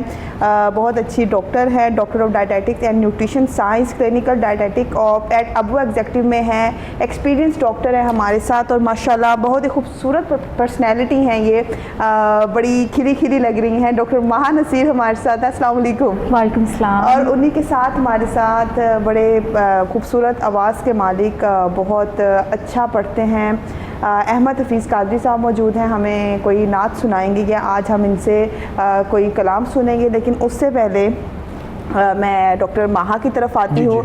आपका सफ़र कैसा रहा, पहले ये बताएं। दैट वाज रियली हेक्टिक क्योंकि गर्मी बहुत ज़्यादा है, तो दैट वाज क्वाइट हेक्टिक कि मुझे गर्मी बर्दाश्त नहीं होती है। अच्छा, तो I am that sort of person. AC को छोटा सा साथ रख लेना। नहीं, गाड़ी में भी प्रॉब्लम हो जाता है। एक को एसी पकड़ ले, यहाँ पे साथ लगाया और लेकर आ गई। बस तो आप रिकमेंड कीजिएगा कहाँ से पोर्टेबल एसी ऐसा मिलता है। I will get it. इसको ज़रा थोड़ा हम बाद में डिस्कस करते हैं। अच्छा माहा, मुझे ये बताइएगा कि जो मेरा आपसे पहला सवाल है कि actual what is diet? Diet क्या है? डाइट लोगों के जहन में है भूखा प्यासा रहना डाइट है, या डाइट का मतलब कुछ और है? आप उसको कैसे बयान कर सकती हैं? ओके, दुआ द थिंग इज़ के लोगों के माइंड में रियली एक मिसकंसेप्शन है कि हमें भूखा प्यासा रहना है, हमें कैलोरी काउंट बहुत लो करना पड़ेगा, कम खाना पड़ेगा। लेकिन द थिंग इज़ कि ये हम कहते हैं ये परहेज़ है, वो चीज़ जो हमारी हेल्थ के लिए ख़राब है, बुरी है, हम उस चीज़ को कह देते हैं वो परहेज़ है, दैट इज़ डाइटिंग। वो चाहे आपको वेट कम करना है या वेट ज़्यादा करना है, या आपको कोई प्रॉब्लम है, कोई क्लिनिकल प्रॉब्लम है, कोई डिजीज़ है, या किसी भी चीज़ से अगर आप एनकाउंटर कर रहे हैं, तो किसी भी चीज़ से जब हम परहेज़ करवाते हैं उनके फूड हैबिट्स के रिलेटेड, तो उसको हम डाइटिंग का लफ्ज़ देते हैं। ये लोगों के माइंड में बहुत ये गलत कॉन्सेप्ट बन चुका हुआ है। बहुत सारे डाइटिशियंस को भी इसके बारे में नहीं पता, जो कि मैं उनको भी क्लियर करना चाहूँगी कि प्लीज़ आप लोगों को इस बारे में अच्छे से अच्छा गाइड करें कि आपको परहेज़ करनी है, जो चीज़ आपकी हेल्थ के लिए अच्छी है आपको वो इंक्लूड करनी है अपनी डाइट में। तो दैट इज़ द थिंग। जिस तरह आजकल ये रमज़ान चल रहा है जी, और जी। लोग कोशिश होती है जितना ज़्यादा हो एहतियात की जाए, तो इसमें किस तरह कहेंगे जो लोग वेट कम करना चाह रहे हैं, वेट जी। रिड्यूस करना चाह रहे हैं, उनके लिए कोई आप टिप देना चाहें? ओके, इसमें यह है कि सबसे पहले जो हम फ़ौरन से एक दफ़ा खाना खा लेते हैं, फिर मैं कहूँ कि मैं सारा दिन भूखी रह लूँ या मैं अगले 24 घंटे कुछ ना खाऊँ, that is not the way. इसमें क्या होता है कि आपकी बॉडी ज़्यादा टॉक्सिसिटी प्रोड्यूस करना शुरू कर देती है, जो वेट गेन करवाता है। इसमें यह है कि आप थोड़ा स्मॉल पोर्शन लें, जैसे अगर आपने इफ्तारी कर ली है उस टाइम पे आप फ्रूट सैलड ले लें या आप डिटॉक्स ड्रिंक ले लें। उसके बाद आप डिनर का एक पोर्शन रखें, दैन आप बेड टाइम पे एक पोर्शन रखें। डिनर में आपने फॉर एग्जांपल दलिया ले लिया या हाफ रोटी ले ली किसी भी सालन के साथ, उसके साथ बेड टाइम पे आप मिल्क ऐड कर सकते हैं विद टर्मेरिक, जो कि हेल्दी होता है और एंटीऑक्सीडेंट होता है। मतलब आपको अपना पोर्शन कंट्रोल करना अच्छा, है। यहाँ मैं आपसे पूछूंगी, आप कह रही हैं कि अगर हम हल्दी शामिल कर लें दूध जी, में, जी। अब हल्दी कहा जाता है कि गर्म होती है, तो क्या वो बिल्कुल। पिंपल, उनके आजकल जैसे हम डिहाइड्रेट रहते हैं या रोज़ों में जी। आजकल लेडीज एंड एक्चुअली ये आपका और मेरा भी मसला है, क्योंकि हम दोनों एक ही वो इस लाइन में चल रहे हैं कि हम दोनों का भी एक एक्चुअल इशू है, तो क्या हल्दी फिर वो गर्माइश और पिंपल का फिर इशू नहीं बनेगा? ओके, दुआ कुछ चीज़ें होती हैं, कुछ बॉडी टाइप की बात होती है कि वो किसी को सूट कर रही होती हैं, किसी को नहीं। फॉर एग्जांपल आपकी बॉडी रिक्वायरमेंट की नीड डिफरेंट है, मेरी डिफरेंट है, डॉक्टर साहब की डिफरेंट है, इनकी डिफरेंट है। तो हम देखते हैं बॉडी एनालिसिस करके कि उसको क्या चीज़ सूट कर रही है। फर्स्टली जब हम डाइट प्लान किसी को रिकमेंड करते हैं तो 10 डे ट्रायल डाइट प्लान होता है कि आपकी हैबिट्स को हमने शिफ्ट कराना होता है। मैं आपको टिपिकली नहीं कह सकती कि जो मैंने लिख दिया है आप उसी पे अमल करेंगी। If it's not suitable to your health तो वो मैं निकाल दूँगी, उसकी जगह मैं कोई अल्टरनेटिव लेके आऊँगी जिसके हमारे पास बेनिफिट सेम हो, आपको फ़ायदा हो, लेकिन आप वो चीज़ इस्तेमाल ना करें। जैसे कि अगर हम हल्दी की बात कर रहे हैं, वो बेसिकली एंटीऑक्सीडेंट एनरिच होता है, उसके अंदर क्यूमिन एक हमारे पास एंटीऑक्सीडेंट मटेरियल है, जिसकी वजह से हम ये रिकमेंड करते हैं लोगों को कि वो अपनी डाइट में ऐड कर सकें। अक्सर पेशेंट्स जो होते हैं वो आते हैं, वो कहते हैं कि हमारा वेट कम नहीं हो रहा, हम डाइट भी कर रहे हैं प्रॉपर, उसको जो आपने चार्ट दिया हुआ है हम उसको फॉलो भी करते हैं, लेकिन उसके बाद ही हमारा वेट कम नहीं होता, उसकी क्या वजह काफ़ी खुश हुई है वो इस बात पे। मैं इस पर वाकई बहुत खुश हुई हूँ क्योंकि मेरी अपनी ही एक क्लाइंट भी है और मेरी दोस्त भी हैं बहुत अच्छी, मिस दुआ, इनको मैं डाइट रिकमेंड करती हूँ। ये क्वेश्चन की वजह से ही हुआ है? ये समटाइम अपनी मर्जी करती हैं, उसके अंदर डाइट प्लान फॉलो नहीं करती हैं। लोग ये करते हैं कि जो हमने रिकमेंड किया वो भी ले रहे हैं और अपनी मर्जी से भी ले रहे हैं। उनको या जो 2 मील्स मैंने लिखे हैं अगर आप स्किप कर गए हैं आप नहीं लें, वो कंबाइन करके लेंगे, उस टाइम पे वो ओवर ईटिंग हो जाएगी तो वेट गेन करवाएगा। ओके, तो बेसिक जो हमारे लिए कि रमज़ान के हवाले से हमें जी। कौन सी डाइट यूज़ करनी चाहिए? आप क्या कहते हैं कि हम सहरी में, अब क्योंकि आज आपके थ्रू बहुत से ऐसे लोग हैं जो शायद आपकी फीसिस तो नहीं भर सकते हैं, लेकिन अगर आज आप इस प्रोग्राम में बता देंगी तो उनको बड़ा एक वो पॉइंट मिल जाएगा, बड़ा बेनिफिट हो जाएगा कि वो सहरी में क्या ऐड करें और अफ्तार में क्या ऐड करें, और उसके बाद जो अफ्तार से सहरी का टाइम है उसके अंदर उन्हें क्या लेना चाहिए, क्या खाना चाहिए, तो उसके हवाले से बताएं आप उसमें क्या रिकमेंड करती हैं। प्लीज़ वो मत बताइएगा जो आप मुझे रिकमेंड करती हैं, क्योंकि ये सारी आवाम वो बर्दाश्त नहीं कर पाएगी, आपका जुल्म नहीं बर्दाश्त होगा। एक्चुअली जब आपको बहुत ज़्यादा वेट रिड्यूस करना होता है तो हम बहुत ज़्यादा कैलोरी रिस्ट्रिक्ट कर देते हैं, लेकिन that is not the point. Sometime हम देख रहे होते हैं कि जिसमें न्यूट्रिएंट क्वालिटी हो फूड में। अगर हम जनरली एक रिकमेंडेशन पे बात करें तो आप सुबह के टाइम एक सादी रोटी ले सकते हैं जो नॉर्मल साइज़ की हमारे मील में होती है, दैट इज़ लाइक 6 इंचेस, लेकिन नॉर्मल इंसान की होती है 12 इंचेस की, तो वो बेसिकली वो डबल ले रहे होते हैं। सर्विंग साइज़ का अंदाज़ा नहीं है फर्स्टली लोगों को, तो सबसे पहले मैं सर्विंग साइज़ के बारे में गाइड करना चाहूँगी कि आप मेजरिंग कप्स एटलीस्ट यूज़ करें ताकि आपको पता हो कि आप अपने पोर्शन साइज़ कंट्रोल कर रहे हैं। देन हमारे पास जो अल्टरनेटिव ऑप्शंस हैं वो जौ का दलिया वगैरह आप यूज़ कर सकते हैं कार्बोहाइड्रेट की जगह पे, लेकिन प्रोटीन वहाँ आप एक यूज़ बड़ा हम लोगों का ना, डॉक्टर उमैर और पीर साहब आप भी इससे एग्री करेंगे कि हम लोग जी, का जी। बड़ा मसला है, हम जब तक सहरी में पराठा ना खा लें, सहरी नहीं होती, उस अंदर से आवाज़ अंदर पराठा का नहीं, ज़मीर- पराठे ना नहीं, खा नहीं, लें। पराठा, आपको जैसे पराठा। देखे मैंने एक ऑप्शन रिकमेंड की थी मल्टीग्रेन आटा तो यूज़ मैं करने वही की। यूज़ कर रही हूँ, मैं आपको घर जाके दिखा सकती हूँ। नहीं, रोज़ डंडियाँ मार रही होती नहीं हैं। नहीं, मैं मल्टीग्रेन आटा ही वहाँ यूज़ करती हूँ। नहीं, लेकिन आप बाकी अफ्तारी में अपनी मर्जी करती हैं फिर? नहीं, मैं बिल्कुल नहीं करती, ये सब यहाँ करती पे हैं, मौजूद करती है। हैं, I नहीं, know। आप इन सब से पूछ सकती देखिए, हैं। जब कोई पेशेंट या क्लाइंट फॉलो कर रहा होता है ना, हमें रिजल्ट्स मिल रहे होते हैं। समटाइम कंडीशन ये हो जाती है अगर आप किसी मेडिकेशन पे हैं तो डाइट प्लान असर नहीं कर रहा होता या आपकी बॉडी उसको अडॉप्ट नहीं कर पा रही, तो हमें फिर पैटर्न चेंज करना पड़ता है उसमें। आजकल तो जो ये डायबिटिक्स पेशेंट्स हैं वो लोग जी, रोज़ा बिल्कुल। रखना चाहते हैं, वो रोज़ा भी रखते हैं, फिर एक टाइम पे आकर हाइपोग्लाइसीमिया का प्रॉब्लम शुरू हो जाता हाँ जी, है, तो hypoglycemia। उनके लिए क्या कहेंगे आप? अच्छा, इसमें ये होता है कि जैसे कि डॉक्टर साहब ने बड़ी अच्छी बात की है।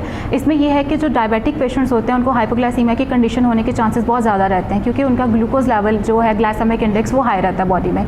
तो उनमें ये करते हैं कि जो लो ग्लाइसेमिक फूड्स होते हैं, जैसे कि हमारे पास ऐसे फ्रूट्स जिसके अंदर एंटीऑक्सीडेंट इनरिच होता है, जैसे सिट्रस फ्रूट्स हो गए, स्ट्रॉबेरीज हो गई, वो हम रिकमेंड कर सकते हैं उनको, वो टाइम टू टाइम लेते रहें। या वो कोई ऐसा पोर्शन लें जिसके अंदर लो कैलोरी हो, जैसे कि हमारे पास स्टार्ची वेजिटेबल्स होती हैं, क्यूकम्बर हो गया, आइसबर्ग हो गया, तो वो उनको स्मॉल पोर्शन में हम through out the day feed करते रहते हैं। अच्छा, हमें डॉक्टर डेली वहाँ- इंटेक में कितनी कैलोरीज चाहिए होंगी? अगर हम मेल में बात करें तो दैट वेरीज फ्रॉम 2500 टू 3000। अगर हम फीमेल में बात करें तो दैट इज़ अप टू 2200। और अगर हमें वेट रिडक्शन करना है तो स्टार्टिंग में हम 300 कैलोरीज तक उसको रिड्यूस कर सकते हैं। अच्छा, मुझे ये बताएं, एक आजकल ये बड़ा बना हुआ है, लोग कहते हैं जी जूसेस पी लें या फ्रूट्स खा लें। जी। अब आप मुझे बताएं, इसके अंदर ये एक बहुत बड़ा सवाल है। लोग पता है समझते हैं कि नहीं जूस अच्छा है, बल्कि Yeah, बाकी अच्छा है, और मज़े का exactly। भी बड़ा होता है। फ्रेश जूस की बात फ्रेश करते जूस बड़ा मज़े का होता है। डॉक्टर वहाँ तो समझती है। ये मिस दुआ को बहुत ज़्यादा पसंद है fresh juice, she loves that. बिल्कुल। तो मुझे ये बिल्कुल। बताएं कि जूस पीना चाहिए, फ्रूट्स खाने चाहिए, या दोनों खा पी जाना चाहिए? क्या नहीं, करना दोनों नहीं। चाहिए?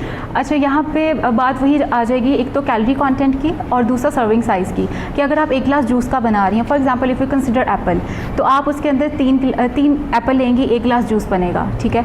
अगर आप सिंपल एक एप्पल खा रही हैं, आपकी एपेटाइट भी फिल होगी और आपने एक एप्पल खाया उस टाइम पे और उसकी कैलोरी थी 60, ठीक है। वहीं पे जो जूस था उसके अंदर आप 60 × 3 कर लें और आपको सेटिस्फेक्शन फिर भी नहीं, आप दूसरा ग्लास भी पिएंगी। अच्छा, मतलब तो आप that is the problem। आप ये कहना चाह रही हैं कि क्या फ्रूट लें, दैट इज़ मोर हेल्दी, क्योंकि आपको फाइबर कंटेंट पूरा मिल रहा है। जूस बनाने में फाइबर निकल जाता है, मेरा कहना मेन है, आप चीज़ निकाल देते हैं। मैं ये भी बता दूं कि हम दोनों जूस कैसे पीते हैं। अब हम दोनों जूस ऐसे पीते हैं, अगर हमारे पास इतना जूस होता है ना, उसके अंदर हम 3 ग्लास पानी डाल के पीते हैं। Yes, तो अक्सर ही डॉक्टर exactly। उमैर, आप जो देख रहे होते हैं ना, मेरे पास जूस की बोतल है, तो आप कभी ये मत समझिएगा ये जूस है, वो पानी है। सुला तो मारती नहीं है। हाँ? ये सुला मारे ना, पता देखिए, चल मैं रहा है। आप लोगों को इसलिए सुला नहीं मारती, आप लोग बाद में जो मुझे बातें सुनाएंगे तो इससे अच्छा मैं पहले ही सुला ना मारूं। अच्छा, आजकल एक बहुत नॉर्मल डाइट चल रही है, कीटो डाइट, बिल्कुल। उसके हवाले से क्या कहेंगे? उसमें अक्सर It's so dangerous। पेशेंट्स होते हैं, उनके हमें जो हैं हेयर फॉल का प्रॉब्लम हो जाता है, उन्हें हाँ स्किन जी। के इश्यूज बहुत ज़्यादा हो जाते हैं, बिल्कुल। उसके बारे में क्या कहेंगे अच्छा, आप? कीटो डाइट में बेसिकली होता ये है कि जो फैट कंटेंट है हम फैट ही देते हैं बॉडी को, ताकि वो फैट को कट डाउन करके आपका वेट रिड्यूस कराए। बट द थिंग इज़ कि जब हम ये डिफरेंट न्यूट्रिशनिस्ट का डिफरेंट पर्सपेक्टिव है कि इट्स अ गुड फैट हम दे सकते हैं, लेकिन आपको पता है कि excess of everything is bad. कोई भी चीज़ आप हद से ज़्यादा देंगे तो वो बुरे इफेक्ट्स देगी। तो इसलिए I am not in the favour of keto diet. मैं बैलेंस डाइट और पोर्शन कंट्रोल डाइट पे ज़्यादा बिलीवर हूँ, ठीक है। क्योंकि आपको हर न्यूट्रिएंट की ज़रूरत है। आपकी बॉडी हर न्यूट्रिएंट एक्सेप्ट करेगी तो बॉडी फंक्शंस होंगे। सपोज मैं अपनी मिसाल ले लूँ, मुझे जी। वेट कम करने के लिए क्या करना पड़ेगा?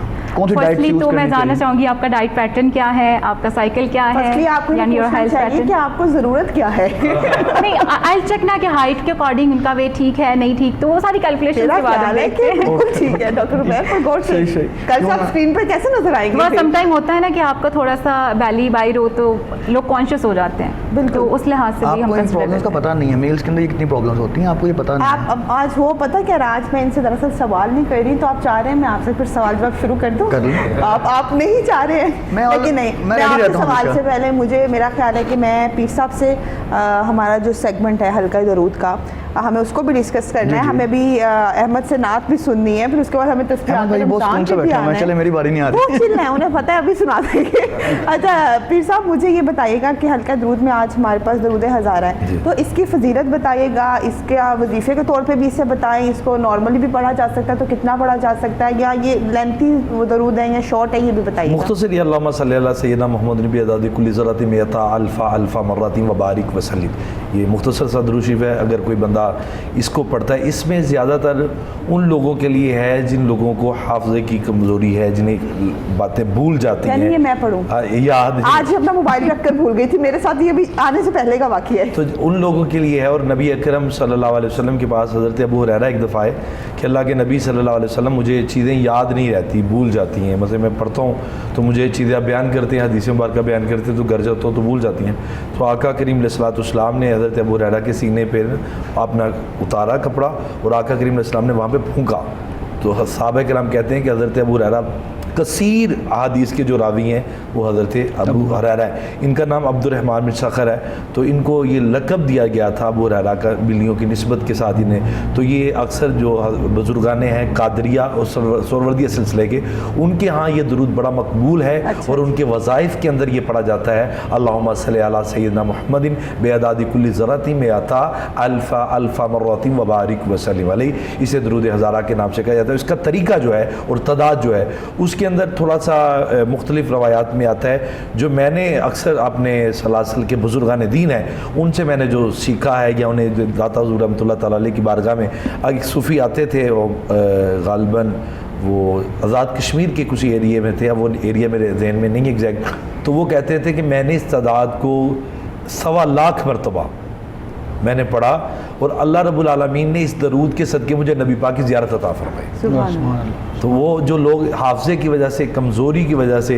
हैं कि उन्हें याद नहीं रहता, वो इस दरूद पाक को बादाम की गरी के ऊपर अगर पढ़कर इसको इस्तेमाल करते कितनी हैं। दफ़ा और कितनी बादाम की गिरियाँ? तादाद इसकी चूँकि तयन के अतबार से 313 ही है। दरूद पाक वाली आम तादाद ही है। अच्छा। जिसमें हज़ूर नबी अकरम सल्लल्लाहु अलैहि वसल्लम फरमाया कि जो मुझ पर 313 मरतबा दुरूशी पढ़ता है तो वो कसीरुद दरूद वाले लोगों में कल क़यामत के दिन 313 को क्यों ही ये असल फिगर होते हैं जिनके तस्बीह, जैसे हम नमाज के अंदर तस्बीह सुभान रब्बियल आला 3 मरतबा कहते हैं, सुभान रब्बियल अज़ीम की 3 मरतबा कहते हैं। तो ये तादाद है वो हमारे लिए आसानी के लिए, ना कि इसकी कोई ख़ास वजह है। दरूद पाक तो आप सुबह से लेकर शाम तक पढ़ते चले जाएँ तो आपका हक अदा नहीं होगा, चूँकि ये वो अमल है जिसके ज़रिए से खैर बरकत और रिज़्क में, तंदरुस्ती में इजाफ़ा होता है। लेकिन इसके साथ जो मुंसलिक किया है कि वो बंदा, जिस बंदे को ये समझता है कि मुझे चीज़ें याद नहीं रहती, वो खुसूसन स्टूडेंट के लिए जो तालिब इल्म है वो ये कहते हैं पेरेंट्स के सुनने वाली बात है, ये सुनने वाला वजीफा है एक आप सबके लिए। वो उन लोगों के लिए ये बहुत अहम दुरूशीफ है कि वो अपने बच्चों को इसकी तरगीब दिलवाएं और अपनी बुक्स को जब लेकर बैठें तो 2-3-4 दफ़ा बाबरकत रसूल बरकत के लिए इनको पढ़ लिया जाए। तो ये उसकी वजह से परवरदिगार आलम उनकी शरह सदर भी फरमा देता है और दिमाग की वो ताकत को। अच्छा, यानी माएँ अगर आपके इस वजीफे को या आप जो बता रहे हैं पढ़ना चाहें तो एक तस्बीह पढ़ के 3 से 4 मरतबा, बस 3 से 4 मरतबा पढ़ लें। जी। कितनी बादाम की गिरियों पे पढ़ा जाए? 5 से 6 उस पे पढ़ के अपने बच्चों को खिला, दिन में एक दफ़ा किसी खिला दिया जाए। अच्छा पीर साहब ये बताइएगा इसका नाम दरूद हज़ारा क्यों है? मतलब हज़ारा कोई गिनती का कोई फिगर हम इसके अंदर ऐड कर रहे हैं? असल में जिन बुजुर्गों ने इस दरूद पाक की कसरत की है, जिनकी वजह से ये दरूद पाक मारूफ आम में आया है, जिन्हें ये नबी अकरम सल्लल्लाहु अलैहि वसल्लम की बारगाह से तोहफ़ा मिला था, वो हज़ारा थे। उनकी जो शख्सियत थी या जिनको आबाई इलाका था, उसी वजह से उन्होंने फिर इसकी पहचान बनवाए दरूद हज़ारा कि वो किबला आलम रहमतुल्लाह तआला अलैह पढ़ते थे। तो ये असल किबला मोहम्मद अली शाह बुखारी रहमतुल्लाह तआला अलैह वो इस दरूद पाक के आमल थे। इसी तरह बाज़ वज़ाइफ, बाज़ ऐसी चीज़ें होती हैं जिनका किसी ना किसी के साथ ताल्लुक़ होता है, उस वजह से वो उनकी पहचान बन जाती है। जैसे किताब दलाइलुल खैरात के हज़रत मौलाना मोहम्मद आजिज़ रहमतुल्लाह तआला अलैह कहते हैं कि दलाइलुल खैरात में जब इन्होंने लिखा तो एक रास्ते से जा रहे थे, सफ़र से, तो वो कहते हैं कि मैंने वज़ू करना था, तो वज़ू करने के लिए पानी मौजूद नहीं था मेरे पास ना, तो मैंने देखा कि मैंने कहीं कुएं से पानी निकालूं तो देखा कुएं में पानी बिल्कुल कलील तादाद में भरा। इतनी देर में एक छत के ऊपर ने एक लड़की खड़ी थी, वो आई और उसने आकर कुएं के अंदर थूक फेंका और पानी उबलना शुरू हो गया। वो चली गई। अब वज़ू किया तो आपने नमाज के बाद दिल में ख्याल हुआ कि ये दलाइलुल खैरात वाला ये वाक़या लिख रहा है। कहते हैं मैंने उस बच्ची से पूछा, बेटी आप क्या करती हो कि आपके थूक में इतनी बरकत है कि पानी उबल के ये बाहर आना शुरू हो गया? अक्ल नहीं मानती इस चीज़ को, ये कैसे मुमकिन है? तो उन्होंने कहा हज़रत आप चले जाए, आपका काम तो हो गया। आपने कहा बेटी मैं जाऊँगा नहीं अगर आप बताओगी नहीं तो। मैं दरवाजे पर खड़ा हूँ तो स्टील कहते हैं कि मैंने खड़ा रहा तो बच्ची ने नीचे आके बताया, बाबा जब मैं और ख़ास नहीं पढ़ती, मैं नबी पाक की ज़ात पर दरूद पढ़ती हूँ, तो मेरी वजीफ़ा दरूद जो है ना वो मेरी ज़िंदगी का तुरा इम्तियाज़ है। तो वो फरमाती हैं जब मैंने ये सुना कि तुरा इम्तियाज़ जो है वो दरूद पाक है, कमाल मोहब्बत का ज़रिया है, तो वो कहते हैं कि हमें पता चला कि दुनिया कायनात में अल्लाह रब्बुल आलमीन की कुर्ब का ज़रिया जो है वो दरूद पाक है। और ये हम साथ साथ डेली एक दरूद पाक को डिस्कस करते चले जा रहे हैं और ये हम बताते चले जा रहे हैं। हर इंसान, जो बंदा फ़िक्र की, दुनिया की, मुसीबत की किसी जगह में मौजूद है, उस बंदे को चाहिए कि वो दरूद पाक के साथ मुंसलिक हो। पीर साहब अभी थोड़ी देर पहले ना मुझे भी एक व्हाट्सएप वसूल हुआ, शायद आप भी उसी दिन जिक्र कर रहे थे, तो आपको भी अक्सर आता है। हम लोगों को तो पता है कि दरूद की फजीलत क्या है अल्हम्दुलिल्लाह, कुछ व्यूअर्स हैं वो ये जानना चाहते हैं कि दुआ के अंदर दरूद पढ़ना ज़रूरी है? हदीस वर्का है कि नबी ने फरमाया कि वो दुआ ज़मीन और आसमान के दरमियान में मुअल्लक रहती है जिसके इब्तदा में और जिसके इंतहा में दरूद ना पड़ा जाए। उस दुआ का कोई बेनिफिट होगा? कबूलियत की शर्त ही दरूद है। ये असल वजह आज गालिबन यहाँ से ना लाहौर से ही हमें एक मैसेज मुझे मिला है व्हाट्सएप पे, तो वो गालिबन ये जिस एरिया में हम बैठे हुए हैं वहीं के वो करीब के ही हैं, तो उन्होंने मोहतरमा ने एक सवाल किया हुआ था कि क्या दरूद पाक जब पढ़ें तो कोई लोग अतर का खुशबुओं का अहतमाम करते हैं, तो ये चीज़ें ज़रूरी हैं दरूद पाक के लिए। लाजम है कि जगह के लिए वहाँ पे आप गुलाब लगाएं, पत्तियाँ लगाएं, या एक वो महफिल मिलाद में ख़ास किस्म का अहतमाम किया जाता है तो वो बनाए फिर वो दरूद पढ़ा जाए। तो वो कह रही थी कि मुझे किसी मौलमा ने बताया है कि अगर आप इस तरह दरूद नहीं पढ़ती तो आपका दरूद कबूल ही नहीं होता। तो कहती मैं उस दिन से ना दरूशी पढ़ती थी, पहले मैं नहीं पढ़ रही कि इस तरह का माहौल हो तो मैं वहाँ पे पढ़ूँ। तो मुझे आप बताएं कि क्या करना चाहिए। तो मैं उनको ये पैगाम देना चाहूँगा अगर वो सुन रही हैं तो रब्बे कायनात के महबूब पाक के दरूद पढ़ने के लिए कोई शर्त नहीं लगाई, कोई ऐसी जगह का तयन नहीं किया, कोई ऐसे सिंबल की कोई कहीं पे दलील नहीं मिलती कि कोई एक ज़ईफ़ रवायत भी हो कि नबी पाक ने सहाबा से कहा होगा कि आपने दरूशी पढ़ना है तो आप लोगों ने ऐसा एक माहौल बनाना है, ऐसी एक लोगों की जमात इकट्ठी करनी है, फिर उसके बाद आपने दरूद पढ़ना है। सहाबा किराम तो कहते हैं कि नबी पाक तो रास्ते में चलते थे तो पत्थर आपकी ज़ात पे दरूद भेजते थे।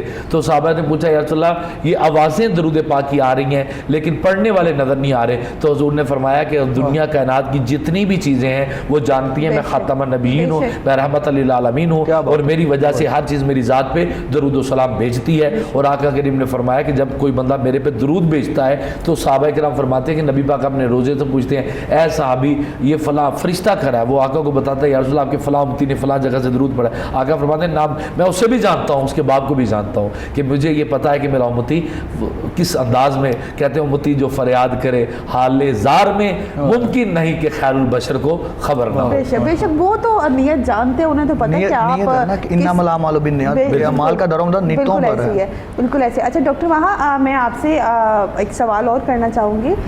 समटाइम्स ऐसा होता है कि काफ़ी लोगों का ये कहना होता है कि कुछ फ्रूट्स ऐसे हैं जो वेट गेन करते हैं, तो उनके अंदर खासकर सबसे पहले बनाना को कहा जाता है कि जी बनाना वेट गेन करता है। जी। और आप भी अक्सर ये कहती हैं कि कुछ फ्रूट्स ऐसे हैं। उसी मैं डॉक्टर उमैर से इस बारे में बात करी थी जब मैं आपसे बात करी थी कि अब इंजेक्शन होते हैं, फ्रूट को मीठा किया जाता है, तो यानी कि आप मेरे किए हुए सवाल उधर के नहीं अक्सर डॉक्टर मना करते हैं। वो जो डॉक्टर्स मना करते हैं ना ये वो डॉक्टर है, तो ये इनके मैं अब चाह रही हूँ आप दोनों लड़े तो मैं इसलिए आपसे यहाँ पे पहले शाह साहब आते होते थे, ये चाहती है कि किसी ना किसी से मेरी लड़ाई किसी के साथ हो जाए। देखिए अब मैं मैं आप बोलते जाएंगी मैं लड़ाई करूंगी नहीं मैं ये चाह रही हूँ आज दो डॉक्टर फिर साहब आज दो डॉक्टर्स लड़ते हुए बड़े अच्छे लगेंगे। वैसे आपकी कोई दुआ कबूल नहीं होगी, हम अपने पॉइंट्स क्लियर करेंगे। आप मुझे लाइव शो में बददुआ नहीं दे सकते डॉक्टर। जहालत लड़ती है, इल्म नहीं लड़ता। जहाँ पे इल्म होता है वहाँ पे इख्तिलाफ हो सकता है। आज मैं देखना चाह रही हूँ, आज मैं देखूंगी। मुझे ये बताएं कि जोन से ऐसे हैं लाइक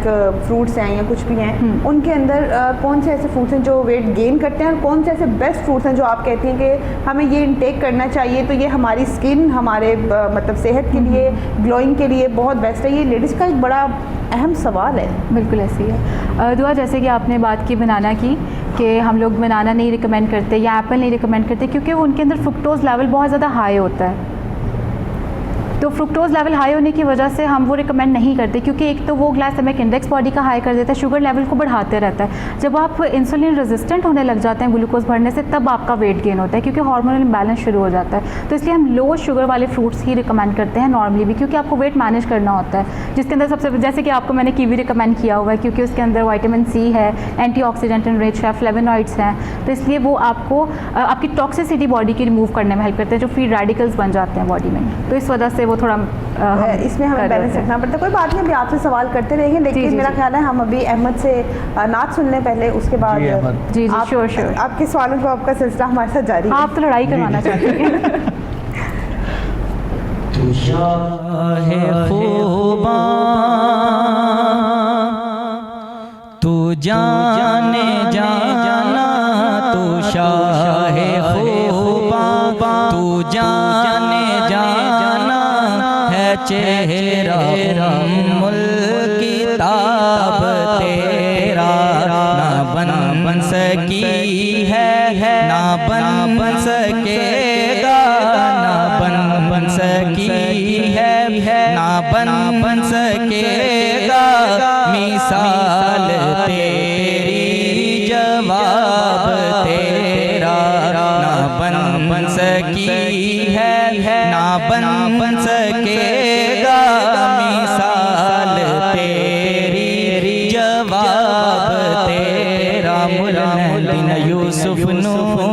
खुद आप ही बिक जांदी मुल लैंदी न यूसुफ नू खुद आप ही बिक जांदी अखियां दी सिक लैंदी ठंड सीने च पै जांदी अखियां दी सिक लैंदी ठंड सीने च पै जांदी तक लैंदी जुलेखा जे तक लैंदी जुलेखा जे तस्वीर मुहम्मद दी ते कहदी ना बन सकी है ना बन सकेगा मिसाल तेरी जवाब तेरा तू शाहे खूबा तू जाने जाना है चेहरा मुल किताब तेरा कोसर भी इन्हीं की है जन्नत भी इन्हीं की है कोसर भी इन्हीं की है जन्नत भी इन्हीं की है सच पूछो तो अल्लाह की रहमत भी इन्हीं की है सच पूछो तो अल्लाह की रहमत भी इन्हीं की है दोनों जहां यारो है दोनों जहां यारो जागीर मोहम्मद की ना बन सकी है ना बन सकेगा ना बन सकी है ना बन सकेगा मिसाल तेरी जवाब तेरा तू शाहे खूबा तू जाने जाना तू शाहे खूबा तू जाने जाना है चेहरा मुल किताब तेरा खुदा की कुदरत ने डाल रखे है तुझ पे सते हजार पर्दे जहां में लाखों ही तूर बनते जहां में लाखों ही तूर बनते जो एक भी उठा ही जाब तेरा जहां में लाखों ही तूर बनते जहां में लाखों ही तूर बनते जो एक भी उठा ही जाब तेरा ना बन सकी है ना बन सकेगा ना बन सकी है ना बन सकेगा मिसाल तेरी जवाब तेरा है तू भी साइम अजीब इंसान जो खौफ महशर से है ही रासा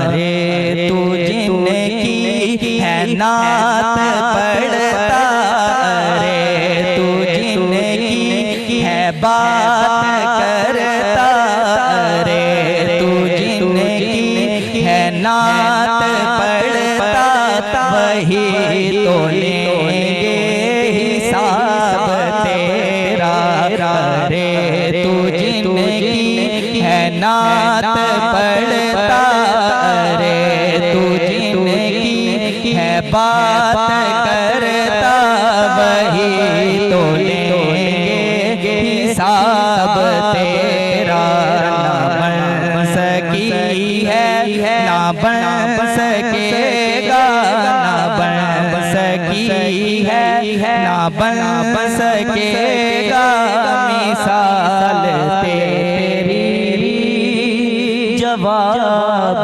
तेरा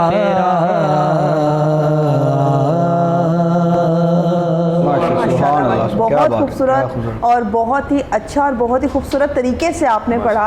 अब यहाँ पे हम लेंगे एक छोटा सा ब्रेक। नाज़रीन आप देखते रहिएगा प्रोग्राम अदाए रमज़ान। ब्रेक के बाद मिलते हैं।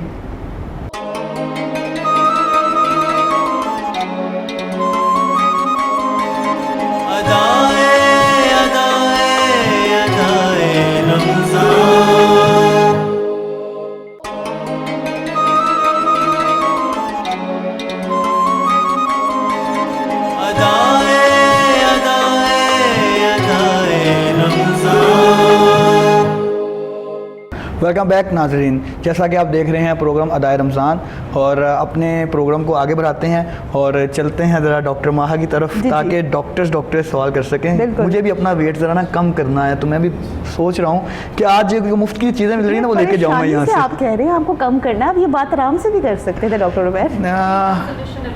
हाँ फ्री है, अभी फ्री है। अच्छा डॉक्टर साहब, अक्सर हम जब डाइट के हवाले पे से बात करते हैं तो अक्सर पेशेंट्स या जो पेशेंट ही होते हैं उनको कहा जाता है कि आप जो सिंपल की ब्लैक टी है उसको छोड़ दें और ग्रीन टी यूज़ करें, उसकी क्या वजह है?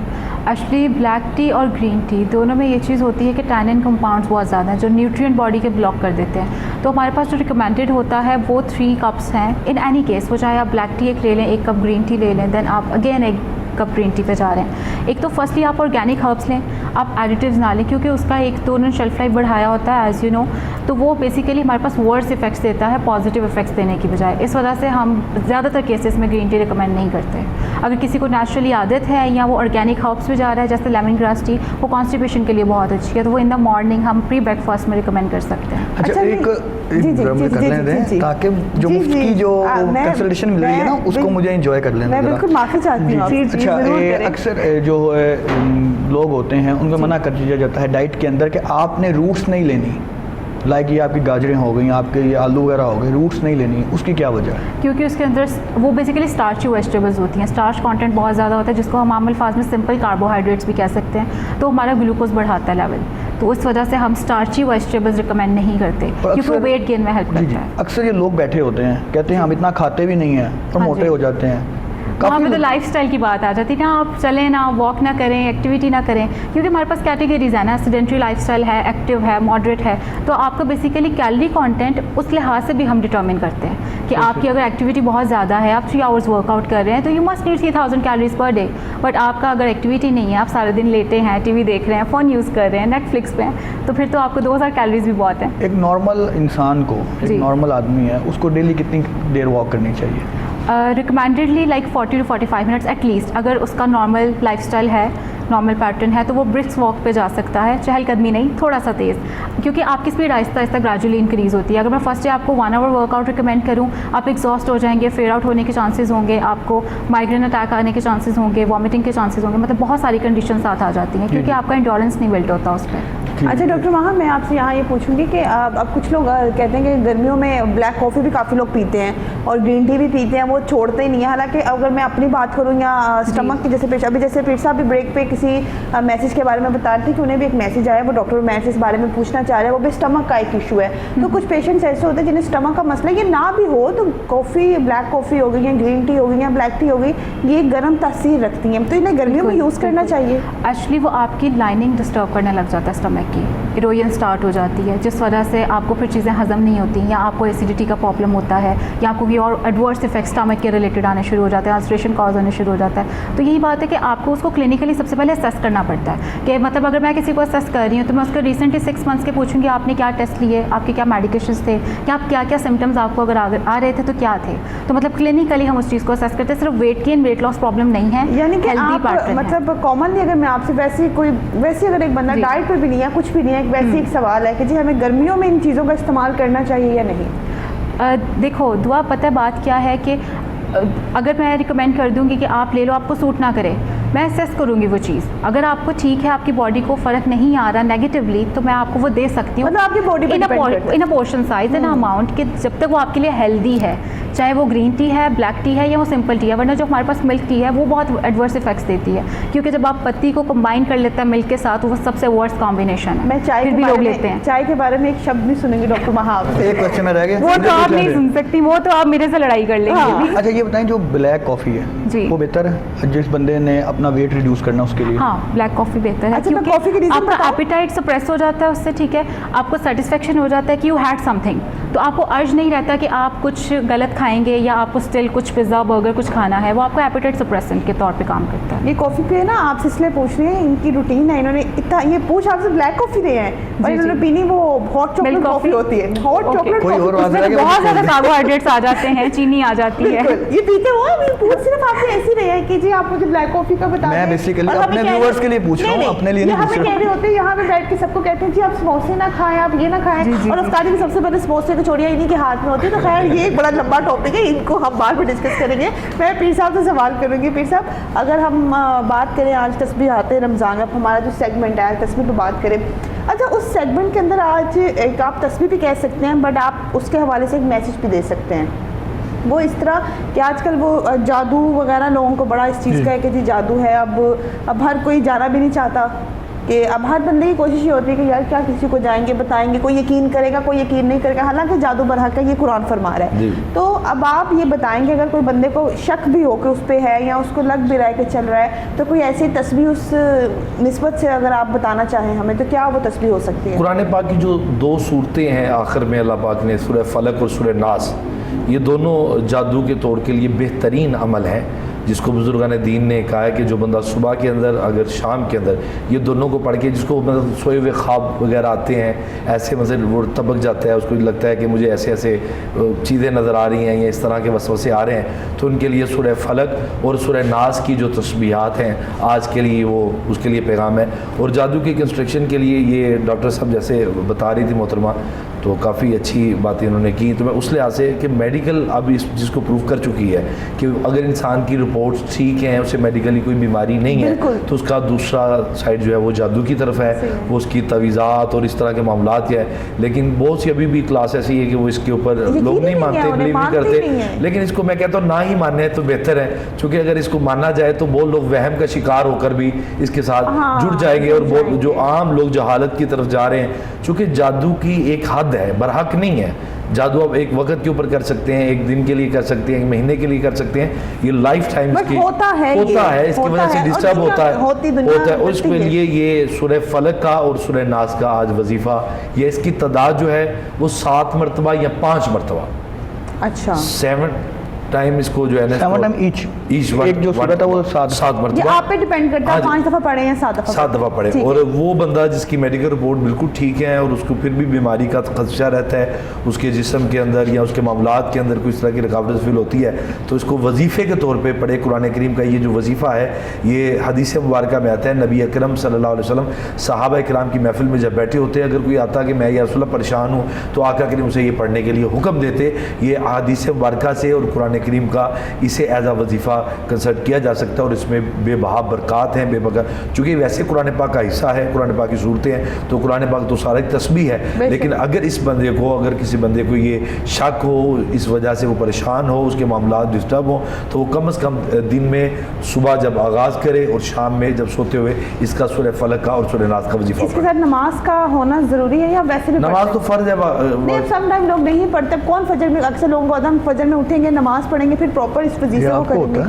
नहीं नहीं, अल्हम्दुलिल्लाह ऐसी बात नहीं है। अब मैं मेजॉरिटी की बात ना करें यहाँ पे, लोग फजर में नहीं उठते हैं या नहीं, अभी तो खैर रमज़ान है तो खैर सब भी उठे होते हैं, लेकिन अब जब हम आफ्टर रमज़ान फिर हम अपने नॉर्मल रूटीन में जब हम लोग आ जाते हैं, वजीफे का टाइम जो होता है ना, वो जब भी आप उठते हैं, आगाज़ करते हैं, आपका तभी का शुरू हो जाता है। यानी कि आप सो के अगर आप तब भी उठे हैं, जब भी उठे हैं तो आपका उसी टाइम ब्रेकफास्ट पे आप जाने से पहले आप इसको पढ़ सकते हैं, तिलावत कर सकते हैं। ये ज़्यादा लेंथी सूरतें नहीं हैं, मुख्तसर सूरतें हैं और चंद याद की सूरतें हैं, और ये हर बच्चे को हिफ्ज़ भी हैं, याद है। सूरह फलक, सूरह नास है, हर जगह पे पढ़ाई जाती हैं, तो इसके लिए ये ज़्यादा मुश्किल भी नहीं है और आसान तरीन है। और ये आपका वही सवाल के साथ बड़ा वो कह रहे हैं कि मुख्तसर और जामिया तरीन जवाब है कि जो नहीं जाना चाहते, किसी को नहीं बताना चाहते, किसी से नहीं पूछना चाहते, उन्हें जाने की ज़रूरत भी नहीं है। वो कुरान पाक से रजू करें, अल्लाह पाक ने कुरान पाक में उनका इलाज और उनका तरीका बताया है। और ये इलाज जो है, ये एक सहाबी हैं, वो नबी पाक सल्लल्लाहु अलैहि वसल्लम के पास आके शिकायत करते हैं कि या रसूलल्लाह सल्लल्लाहु अलैहि वसल्लम कि मैं जब भी अपने घर में आता हूँ तो मुझे चीज़ों की आवाज़ें आती हैं, हैं। मतलब कि मुझे ऐसा लगता है कि मेरे घर में कुछ चीज़ें बोल रही हैं, कोई रो रही हैं, तो आका करीम ने फरमाया कि अगर तुम चाहते हो कि तुम्हारे घर में ये चीज़ें ना हो, तुम्हें ये चीज़ें, तो तुम अपने घर में कुरान पाक की तिलावत किया करो, कुरान पाक का जिक्र किया करो। चूँकि जिस घर में कुरान पाक की तिलावत हो, जिक्र इलाही हो, और ख़ुसूसन वो इंसान जो ये समझता है कि मैं परेशानी के आलम में हूँ, मेरे जिस्म से बीमारी नहीं जाती या तकलीफ़ नहीं जाती, उस इंसान को चाहिए कि वो सूरह फलक और सूरह नास का वजीफ़ा पढ़ना चाहिए। जी जी। अच्छा, यहाँ पे हम जादू की बात कर रहे हैं ना, एक छोटा सा क्वेश्चन है, छोटा सा जवाब चाहिए कि हमें सिम्टम्स कैसे पता चलेंगे ये जादू हो गया? मेडिकल अगर प्रूफ ना करे आपको कोई बीमारी नहीं है तो जादू है। ओके, इसका सिंपल जवाब ये है। और सेकंड जो इसका है वो अभी रिसेंटली, चूँकि अभी नेट के ऊपर एक मैंने यूट्यूब पे इसका एक बयान दिया है, जिसके अंदर मैंने कहा कि लिबास के ज़रिए, आप कपड़े के ज़रिए भी इसको जांच सकते हैं। अगर कोई बंदा इसको जांचना चाहे तो इंशाल्लाह नेक्स्ट सेगमेंट में मैं आपको मुकम्मल तरीका बताऊंगा। वैसे मेरा ख्याल है हमें कि इस टॉपिक पे या बात इसको हम करनी किसी चाहिए, segment में हम क्योंकि ये जरूर ज़रूरत है, असली हाजिर की ज़रूरत है, हर बंदा परेशान है। ऐसे ही है। और अपनी ख़ुसूसन टीम ये से इंशाल्लाह हमें मैं चाहिए भी कोशिश कि मखलूक खुदा की परेशानियों का अजाला करें बिल्कुल। और उन्हें अच्छे से अच्छा पैगाम दे, और वो पैगाम दे जिसके ऊपर इख्तलाफ ना हो, बिल्कुल। वो पैगाम दे जिसके अंदर वो फेक ना हो या उस बनावट ना हो या किसी की दिल आजारी ना हो। मकसूद ये ना हो कि हम किसी को अच्छी चीज़ बता सके। चूँकि इस पर इंशाल्लाह ना हमारी डिटेल गुफ्तगू होगी। तो मेरे ज़हन में ना बार बार क्वेश्चन आ रहे हैं, तो मैं ज़रा चाहूँगा डॉक्टर माहिर की तरफ। जी डॉक्टर साहिबा, ये है कि जिस तरह अब रमज़ान चल रहा है और एक जो पर्सन है, नॉर्मल पर्सन है, वो कितने कप कॉफ़ी या चाय पी सकता है अफ्तारी के बाद? अफ्तारी के बाद या शहरी में? जैसे मैं इनको पता है कि मैं चाय के बगैर नहीं रहती हूँ, तो मेरी इफ्तार के बाद सबसे पहले चाय होती है। तो मैंने इसको पूछा कि मुझे चाय, तो इसने मुझे बोला कि आओ अच्छा तुम अफ्तारी के बाद भी चाय पियोगी, फिर तुम सुबह सहरी में भी चाय पियोगी? तो मैंने कहा सहरी चाय के बगैर होगी? काइंड ऑफ, क्योंकि वो आपका टाइम स्पैन बहुत कम है उसको डाइजेस्ट करने के लिए, उसका असर खत्म होने के लिए, तो इसलिए उस टाइम पे मैं एक दफ़ा ही रिकमेंड करूँगी। नहीं, हमारी टीम भी दरअसल वो पीछे से भी आपसे वो लोग पूछना चाह रहे हैं कि उन्हें बताएं कि इफ्तारी से लेकर सहरी के दरमियान तक। ये भी उन्होंने पूछा कि हम सुबह पिए या शाम में, उन्होंने पूछा कितनी दफ़ा चाय हम रमज़ान में कितने कप यूज़ कर सकते हैं? 2 कप से ज़्यादा नहीं जाना चाहिए। इफ्तारी के बाद 2 कप पी सकते हैं? हाँ जी, 2 कप ले सकते हैं। एक आपको अगर डिनर के फ़ौरन बाद आदत है, और कुछ लोगों को बेड टाइम पे बहुत ज़्यादा नीड होती है चाय की या कॉफ़ी की, तो उस टाइम पे मैं ये रिकमेंड करूँगी आप फ़ैट फ्री मिल्क यूज़ करें। फर्स्टली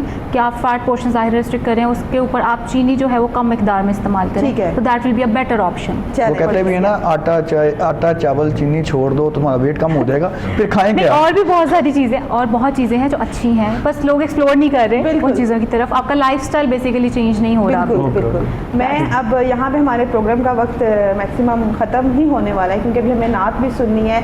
तो मैं पीर वकास मुनव्वर साहब आपका बेहद शुक्रिया अदा करूँगी कि मुझे ही शुरू में लगा कि शायद ये हमें इफ्तारी में छोड़ के चले जाएंगे, बट आज थोड़ा उल्ट हो गया कि आज लावा साहब हमें छोड़कर चलेंगे और पीर साहब हमारे साथ है, और बड़ी ऑनर की बात है हमारे लिए। आपका बेहद शुक्रगुजार करती हूँ। मैं शुक्रिया अदा करना चाहूँगी कि आप इतना कीमती वक्त निकाल कर आप थ्रू आउट आज हमारे पास आए हैं। डॉक्टर बाहा, आपका शुक्रिया अदा करूँगी, आप फैसलाबाद से यहाँ तक हमारी मोहब्बत में आई हैं और बगैर पैसों के आपने डॉक्टर बैठ को बहुत कुछ बताया। ये कंसल्टेशन नहीं, आपने इनसे पैसे लेकर जाने हैं, नहीं अभी प्रोग्राम के बाद इनसे पैसे लीजिएगा। और मैं आप सबको यहाँ पे कहूँगी, तो दुआ मैं जो रोज़ का बताता हूँ, क्या मैं रोज़ फ्री कंसल्टेशन देता हूँ। आप होस्ट भी है ना डॉक्टर साहब, आप होस्ट है, आपको प्रॉपर सेगमेंट दिया गया है। तो खैर नाज़रीन, यहाँ पे मुझे दीजिए इजाज़त। इंशाल्लाह ताला कल आपसे फिर मुलाकात होगी एक नए टॉपिक के साथ, एक नई गुफ्तगू के साथ। और आज भी मेरा ख्याल है पीर साहब ने बड़ा अच्छा हमें एक टॉपिक बताया जादू। हम मेक श्योर करते हैं, टीम से डिस्कस करते हैं, इस पर हम ज़रूर बात करेंगे, क्योंकि वी नो कि ये हम सबका मसला है, हमारे पूरे माशरे में, और बड़ा पसंदीदा टॉपिक है सबसे बड़ा पसंदीदा टॉपिक है। तो इंशाल्लाह ताला कल आपसे फिर मुलाकात होगी। देखते रहिएगा प्रोग्राम अदाए रमज़ान। चलते हैं नात की तरफ। हाँ, नात सुनते हैं अब हम। मेरे नबी लजपाल दियां क्या बातां ने, मेरे नबी लजपाल दियां क्या बातां ने आमिना पाक दिलाल दियां क्या बातां ने, हो आमिना पाक दिलाल दियां क्या बातां ने। सुबहान अल्लाह सुबहान अल्लाह सुबहान अल्लाह सुबहान अल्लाह सुबहान अल्लाह सुबहान अल्लाह सुबहान अल्लाह सुबहान अल्लाह। चुम के तेरे नालैन ज़मीन कहंदी सी,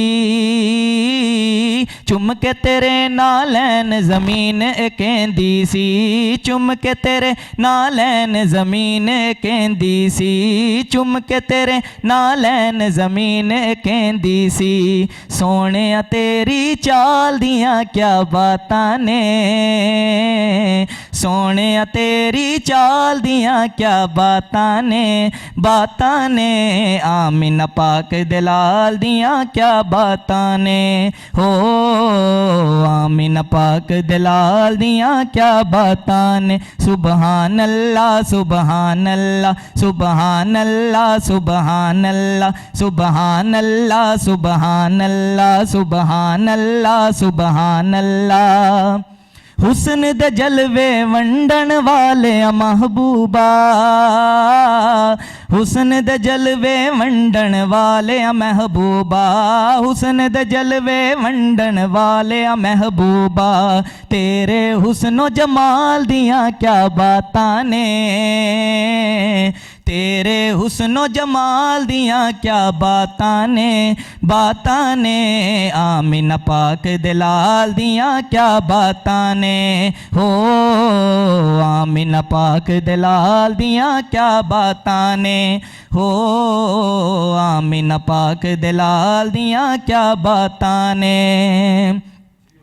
तेरी आल नू मन्नन वाले जनती ने, तेरी आल नू मन्नन वाले जनती ने, तेरी आल नू मन्नन वाले जनती ने, तेरी आल नू मन्नन वाले जनती ने। सोने तेरी आल दियां क्या बातां ने, सोने तेरी आल दियां क्या बातां ने, बातां ने आमीना पाक दलाल दियां क्या बातां ने, हो आमीना पाक दलाल दियां क्या बातां ने। सुबहान अल्लाह सुबहान अल्लाह सुबहान अल्लाह सुबहान अल्लाह। मेरे नबी लजपाल दियां क्या बातां ने, आमीना पाक दलाल दियां क्या बातां ने।